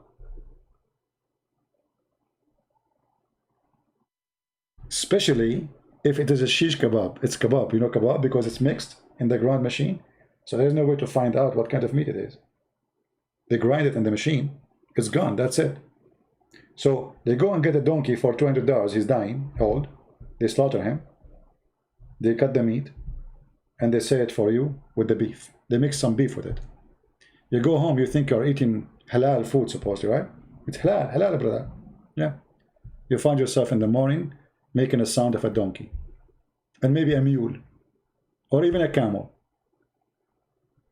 right? If you go on YouTube, just to show you, I mean, what a society. What a disgusting society. Decency is their flag. It is their flag. They are decent people. If I type one word in YouTube, just one, you will not believe what you will find. I just typed one word. In Arabic, it is ma'laya. And look what you will find. Tens of thousands of videos of women shaking their bum, dancing in a sexual way, women laying in the top of each other, literally, touching each other, and everyone around them is a Hajji. He went to the Hajj. Look, look, look. Look at the Hajj. Look at the decent people.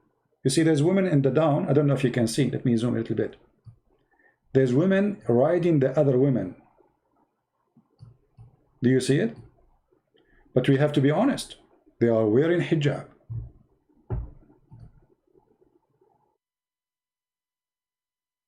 I mean, whatever you want to say, you have to mention and you have to be honest. They are wearing hijab. Yes, they are riding at the top of each other in a sexual way, but it's decent because the hijab is there.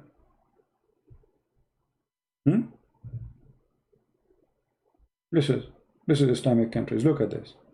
Look at this. Look. Look, look, look, look. Alhamdulillah. MashaAllah. And they speak about Western women, Indonesian women, Indian women. Look what they have. Look at this. I mean, I just type one word. I did not even type a sentence.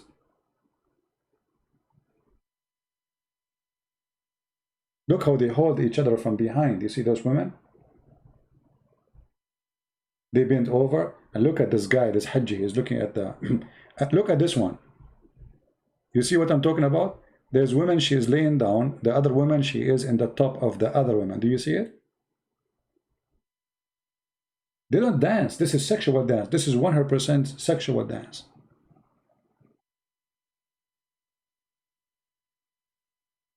Alhamdulillah. And the funny, if you play the music, you will see it saying, they are saying Allah, Allah, Allah, Allah, Allah. Allah, Allah, Allah, Allah, Allah. A lot of Allah involved there. Look at this line. Oh boy. Look at this line. Do you see the line? They are lined up. Okay. We better stop. But I'm showing you how the decency work there. You see, if a Christian, he want to build a church, if they find a Christian preaching the gospel, they will arrest him, they will throw rocks at his house, they will burn the house, Allahu Akbar, but nobody will get angry from this. Not a single person. You make cartoon about Muhammad, they want to kill you. Erdogan is a Muslim president. He want to take Hagia Sophia. Nightclub is open 24 hours and prostitution is #1 business in Turkey.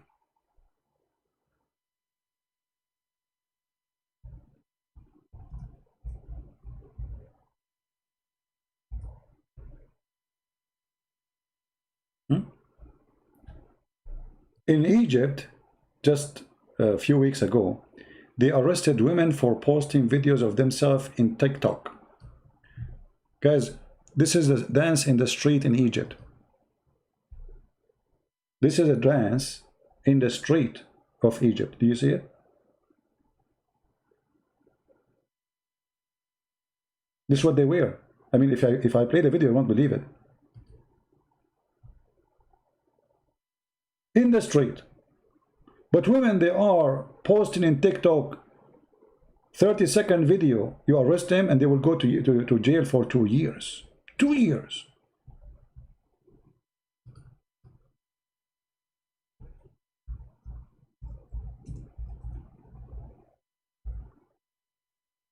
The most corrupt society ever. They make a stage in Egypt in the street and they bring a bunch of women. They pay them money, nothing for free. And look what they are wearing in the middle of the street. This is a video 4 months ago.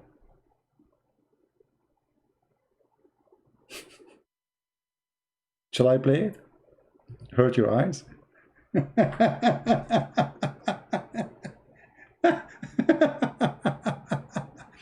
And then if you speak about decency, they will lecture you. Mimi Hijab, he is from Egypt, he will lecture you. Did you say sakalmi? Did you say sakalmi? When he is following the religion of Muta. Temporary marriage, one night stand marriage, Urfi marriage, Zawaj friend marriage, travel marriage. No, I wanna watch it alone. I'm not going to let you watch. Hold on. I did mute the sound. Right now I'm watching the video. Oh boy. Oh man. What? Oh no. Oh boy. Uh-oh. Oof. I mean.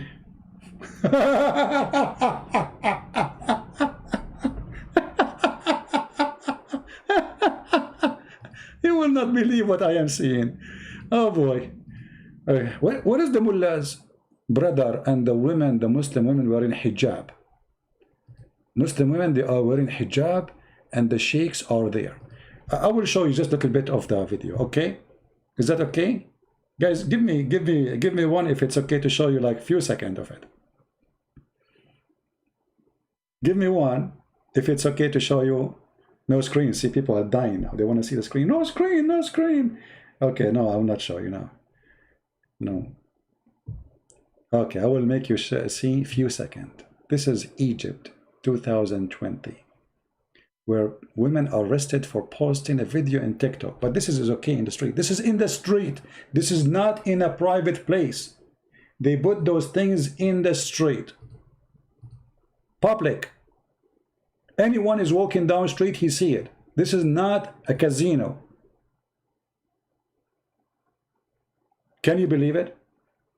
And if you look in the background, you will see the hijab, the Muslim, the Hajj. Look at the Hajj. She is wearing Hajj there. Well, we want to see the crowd. Show us the crowd. And this is the dance, supposedly. And look at this dance. Look. Okay, that's enough. That's enough. Oh boy. Islamic countries, my friend, are very decent people. A Christian person, he say Jesus is God, they arrest him. A Christian person, he have a church in his house, private prayer. They go to his house, they drag him from the house, they beat his wife and him, they burn the house, they burned it. Actually, they were trying to burn him inside the house too, alive. This is in the street. You can ask any Egyptian, Muslim or not. This is not in a casino. This is not in nightclub. This is not in a private place. They put, like you see in Egypt, every area have like big square. So they put like rags, they hang them, you know, to make like some stage, kind of a stage. They build a stage, they put rags around it, and then they put chairs for public, and people come and join the party. But have you ever heard any Muslim speaking against this? No, they don't. Yeah, even in official wedding, they bring this. Even wedding, imagine wedding. I mean, in a wedding party, you should be decent. You are getting married. Why you are bringing those prostitutes? Obviously, those are prostitutes. It's obvious those are prostitutes. They are hired for this. And actually, they bring them to, so more people will come and watch. Maybe if there's nobody of those girls there, nobody will come to the wedding party. You know what I mean? Do you remember Harun Yahya, the one who I was getting busted? And the one he said he spoke against me, Christian Prince, he know nothing.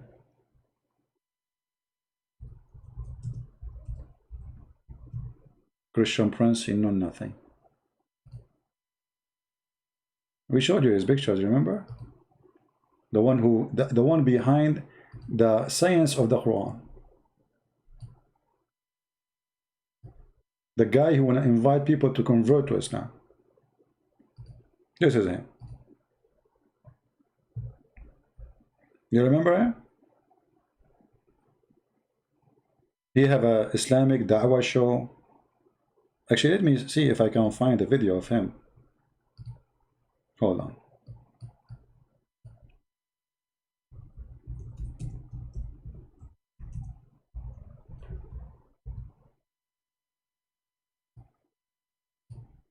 He have a TV station, by the way. He have an organization.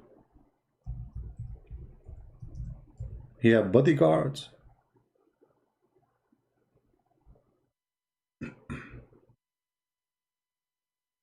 Let us see. I'm trying to find a real video of him, not... Oh boy. Okay. I found... Do you want to see his live show? You see, I have my live show, which is a teaching. It's not really a show, a class. But just to show you the difference, how boring is my program for you. I mean, obviously it's boring if we compare. We have to be honest. How we can compare this, what you will see in the screen, to my program? I mean, I feel really sad. At least for you. This is a program. Alhamdulillah. What happened? Where's the video? This is an official Islamic TV. Live, he used to do every day almost live broadcast. And those are, he speak about the Quran. He speak about the Prophet. He invite people to believe in Allah and his messenger. I mean, for sure you will believe. I mean, look at this. I don't know if I can play music.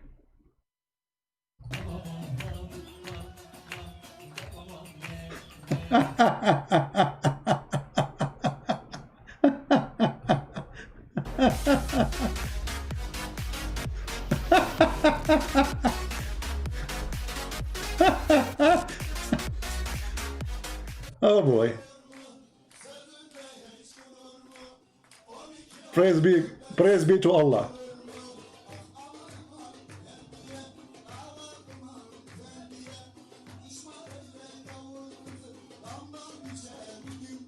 Takbir! Takbir! So, do you see, guys, how boring is my program? This is a real program. Come on. I mean, I feel sorry for you. You guys are sitting here watching me. This is a real program. Here, this is the business, man. What this guy, Christian Prince, show us verses in the screen. What is this? Look at this. Alhamdulillah. MashaAllah. Takbir.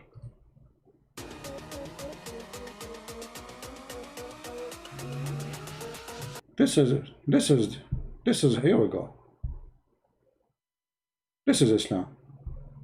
What I am doing here? Here you will learn yoga. You will learn spiritual stuff. You will praise Allah. And the virgins are waiting for you, even though none of those are virgin, I guarantee you.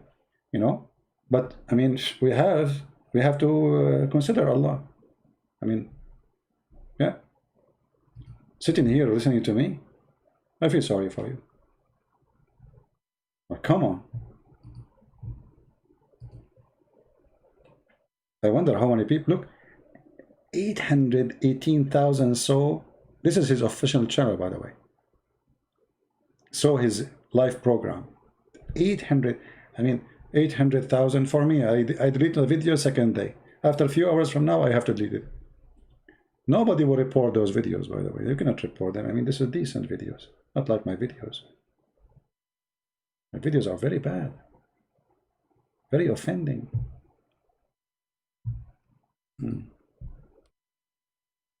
Very decent religion. Yeah.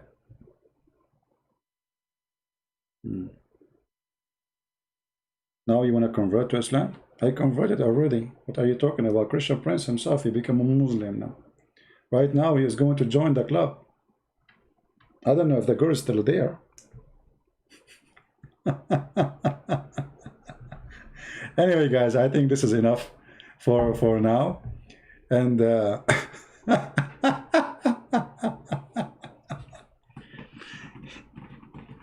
brother, did you see those Western women, brother?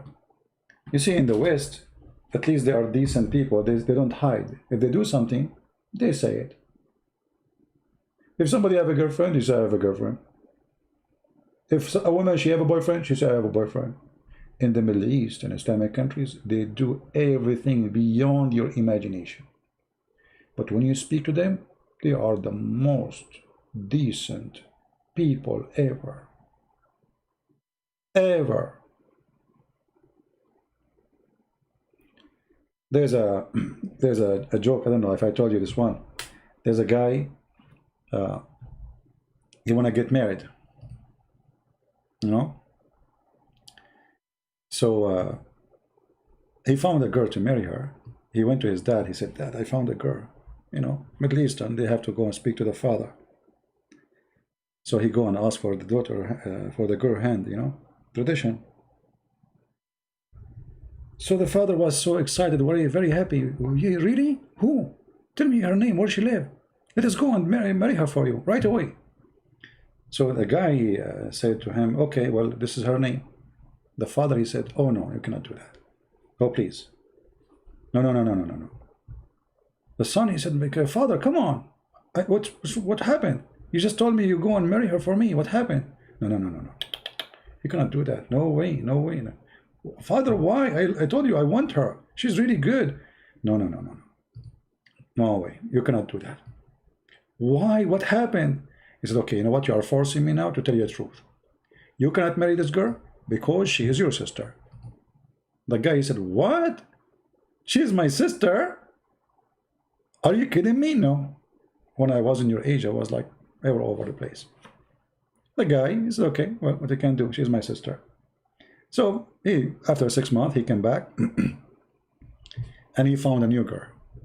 He told his dad, I want to marry. I found a girl. He said, sure.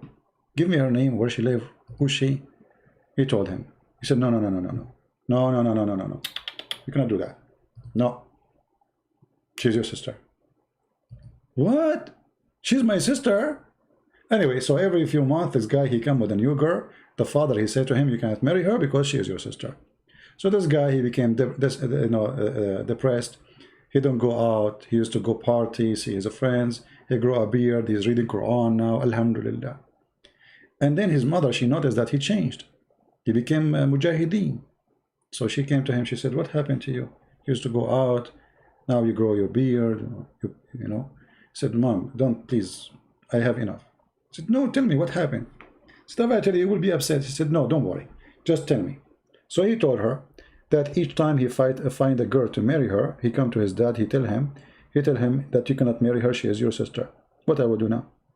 So the mother, she said to him, son, Go and marry any girl you want. Who told you that he is your dad? That is the society we are talking about.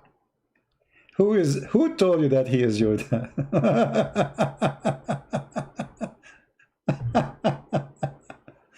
Oh boy.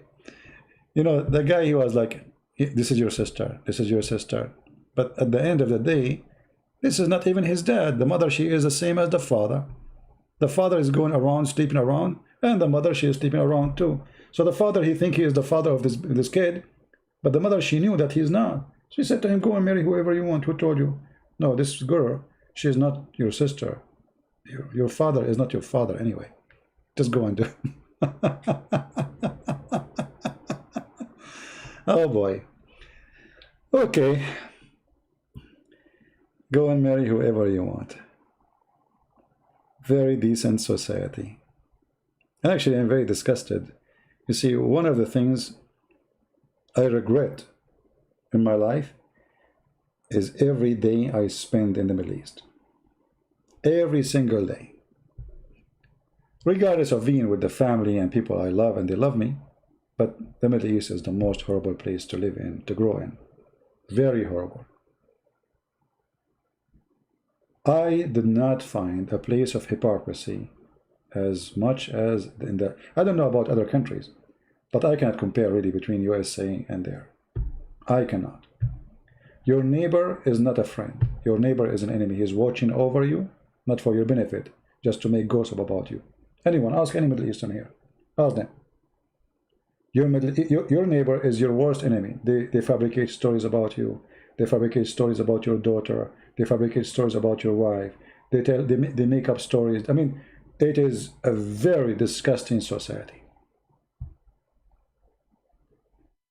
Never live there. For me, never again. I have neighbors here. I mean, honestly, very wonderful people. I am not even from their people. I am a stranger. I am a foreigner. I am a Middle Eastern. I don't even speak the English they speak. They are wonderful. One neighbor, he brought me a plant the other one brought me tomato to grow. The other one, he came, he found, you know, I mean, amazing people. I know none of them. Once my car, like I left the light on all night by mistake inside the car. So in the morning, the car did not run. I went to the neighbors. They are not just in front of, like, you know, they are a few houses away, in my way. So I saw a woman outside. She's an old woman. So I said to her, you know, do you have like a charger for the battery? She said, oh, no, I don't. You know, I wish I do. But if you want, you can go to Walmart, you know. And I never go walking to Walmart because always I have my car. But she said, you can go here, take the street, go straight. So anyway, she noticed that I took the wrong exit. This woman is old. She's an African American woman. So she's really old. She's maybe 80, really old. So she noticed I took the wrong exit. Imagine I was walking and I walk fast. I don't walk slow. So this woman, I heard a voice from behind me from far away. Stop. Stop. So I turned my face. I found her walking after me. So I came to her. I said, what? She said, you took the wrong exit. This is not the one. Go there. That will make you walk 1 mile more. Imagine how wonderful this old woman is. She's like a grandmother for me. And now every morning I see her, I cannot pass by unless I say good morning to her. I slow my car on purpose just to say hello. She walked behind me almost like maybe 100 meters or so, just to tell me I took the wrong exit. Like not from here. Those are wonderful people. Whatever you want to say about the American.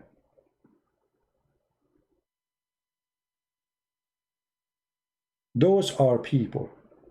Once I left my house, the garage door did not close. I thought it's closed. I have my neighbor and he's an African American too. Imagine, guys, he put his chair in front of my garage door, waiting for me until I come back from shopping. I came back, I found my neighbor have a chair in front of my house. I said, what's up? He said, well, you left your garage door open. I was afraid that somebody would get in. I said, well, you can close it, just he said, I was afraid that if I get in, somebody will say a thief or something. So he cannot leave to protect my house. In the same time, he cannot get in because somebody might think he is getting in to steal something. You believe it? And it was cold. I don't know them. They are not relatives. They don't even have the color of my skin. They don't even speak my language. Those are wonderful people. And that's why I say to you, never be racist. You see, I just mentioned to you two stories. Both of them, they are African American, wonderful people.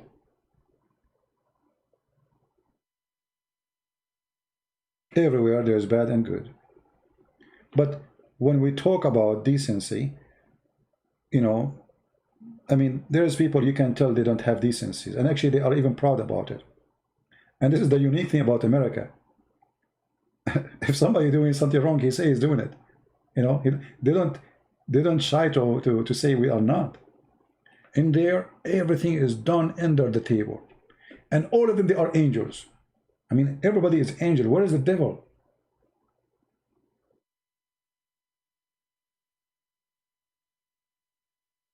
The Muslim, they say to you, in the month of Ramadan, Allah, he put the chains around the necks of shaitan.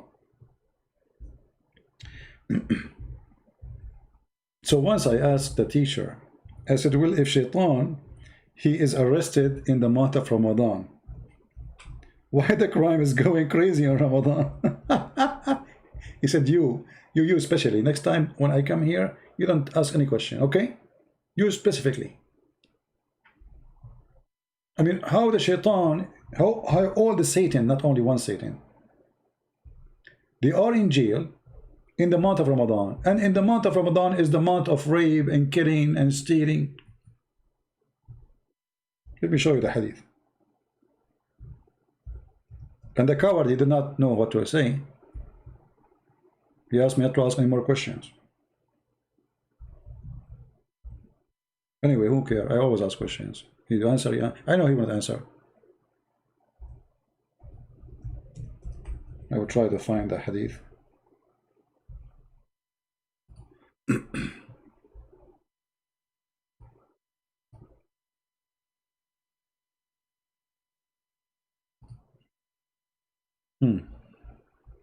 It must be true. I mean, it must be true that shaitan, he get in, in jail. Yeah. This is very special month, pagan month. Oh, hold on. Cannot be found. Give me a second.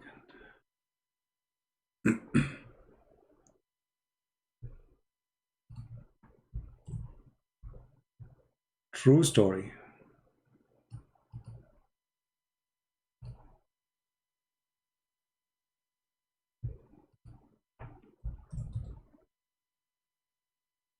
Do you see it? When the month of Ramadan come or began, the gates of paradise are open and the gates of hell are shut, and the devil are fettered. They are chained. Do you see it? This is Sahih. They cannot say it's weak. But if you go right now, if you search in Google, why in Ramadan crimes are skyrocketing, you will not believe it. Rape, kidnapping, killing, stealing, all kind of crimes. All of this happened, and the devils are chained. So who's the devil?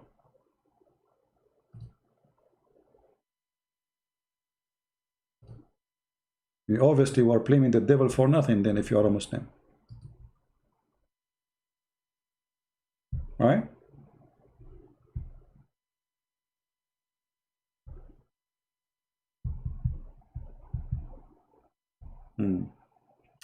All right, guys. I think we have enough for today. I hope you did enjoy our program. Don't forget to download if you like to. Download before we take down our videos. Many they ask me why I don't keep my videos. There's many benefit of that.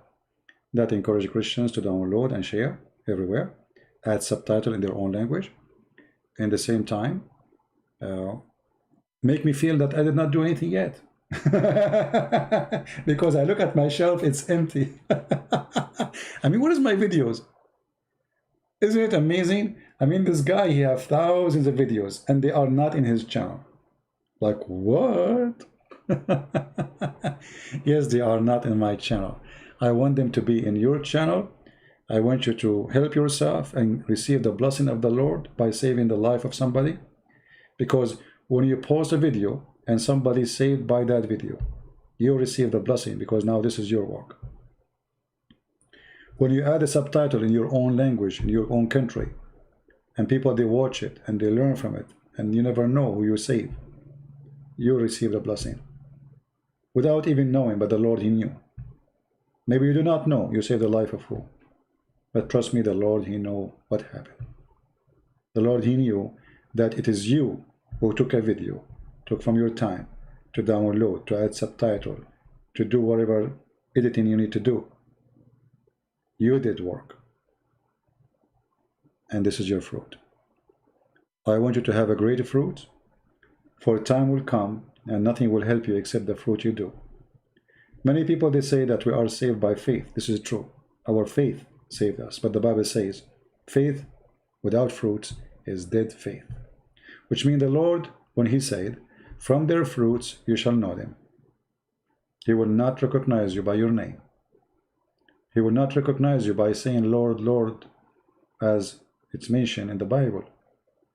For He said, not everyone say to me, Lord, Lord, will enter the kingdom of my Father, but the one who do His will. Do His will. And His will is, go and teach and preach. Bring people to me. Be a fisherman and women. Save before you ask to be saved. Even our Father art of heaven is you asking the Father to forgive you after you forgive to others. That is the terms and conditions of the Lord to be in His kingdom. In order to receive, you have to give. In order to be forgiven, you have to forgive. In order to be answered, you have to answer others. The Lord, He says, I was hungry and you feeded me. I was thirsty and you gave me drink. I was a stranger, you took me in. Prisoner, you came to visit me. He said, Lord, when we did that to you? He said, when you do it to my brothers, you do it to me. So every good fruit you do it to someone, the one who receive it is the Lord. It's not even that person. That person is a receiver, yes. But the real receiver, the one who receive your work, is the one who created you, your creator. So I encourage you all to do good work. And sometimes the hard work is done by somebody else. Like now, my work is so easy compared to what Paul and Luke and Mark and all the great disciples they did. They paid their life. They crucified them upside down. They did feed them to the animals to eat them alive. So we cannot compare really what we are doing to what is done by the great Christians before us. Can we do little of what they did? Just little? If you cannot do the little, ask yourself, so why you call yourself Christian? And what is a Christian about you? So I encourage all to be partner with us in what we do. Download the videos, add subtitle, share the books, help people who need help, invite people here to our channel, invite Muslims to debate us. For all of this will help us for the glory of the Lord, not for the glory of Christian Prince. Christian Prince, he have no glory for a very simple reason. None of you knows who is this guy. The Lord, He says, if you give with the right hand, don't take the other hand, no. None of you know who I am. And I receive no glory of myself. People talk about me, but who is me? They don't know. No glory but a glory to the Lord. I want to say thank you all, and I want to say thank you for those who support us by donation too. We appreciate you. And again, reminder, if somebody contact you, ask you for donation in my name, never send any money in my name to anyone. I don't have PayPal. I don't have any other account beside Patreon, the one you see on the screen. And I will not send you text messages or in Skype or anything to ask you for donation. All my work is for free. Those who donate, they are not receiving a special treatment. My books is for free, and those who donate, they don't get my books for free. And all my work is for free. So donation is just to support what I do. It's not a privilege for those who make a donation. It is good people who believe that they should support me, and they do. But we don't treat them differently. So if you are a poor person, I invite you to subscribe to Patreon, because who said you have to donate? Most of people who have in my Patreon, they are not donating people. So I invite you to subscribe there, so you can receive update when we will go live, because most of the time YouTube don't even send notification. You don't have to donate a single dollar. You don't need to, unless you love to. Our work is open for all, and I love you all. The poor, the rich, the one he have, and the one he don't have. We are a family, and we are not a business. Thank you for being here. May the Lord bless you. Until we see you soon again. Christ is Lord. Islam is false. And thank you very much. Take care.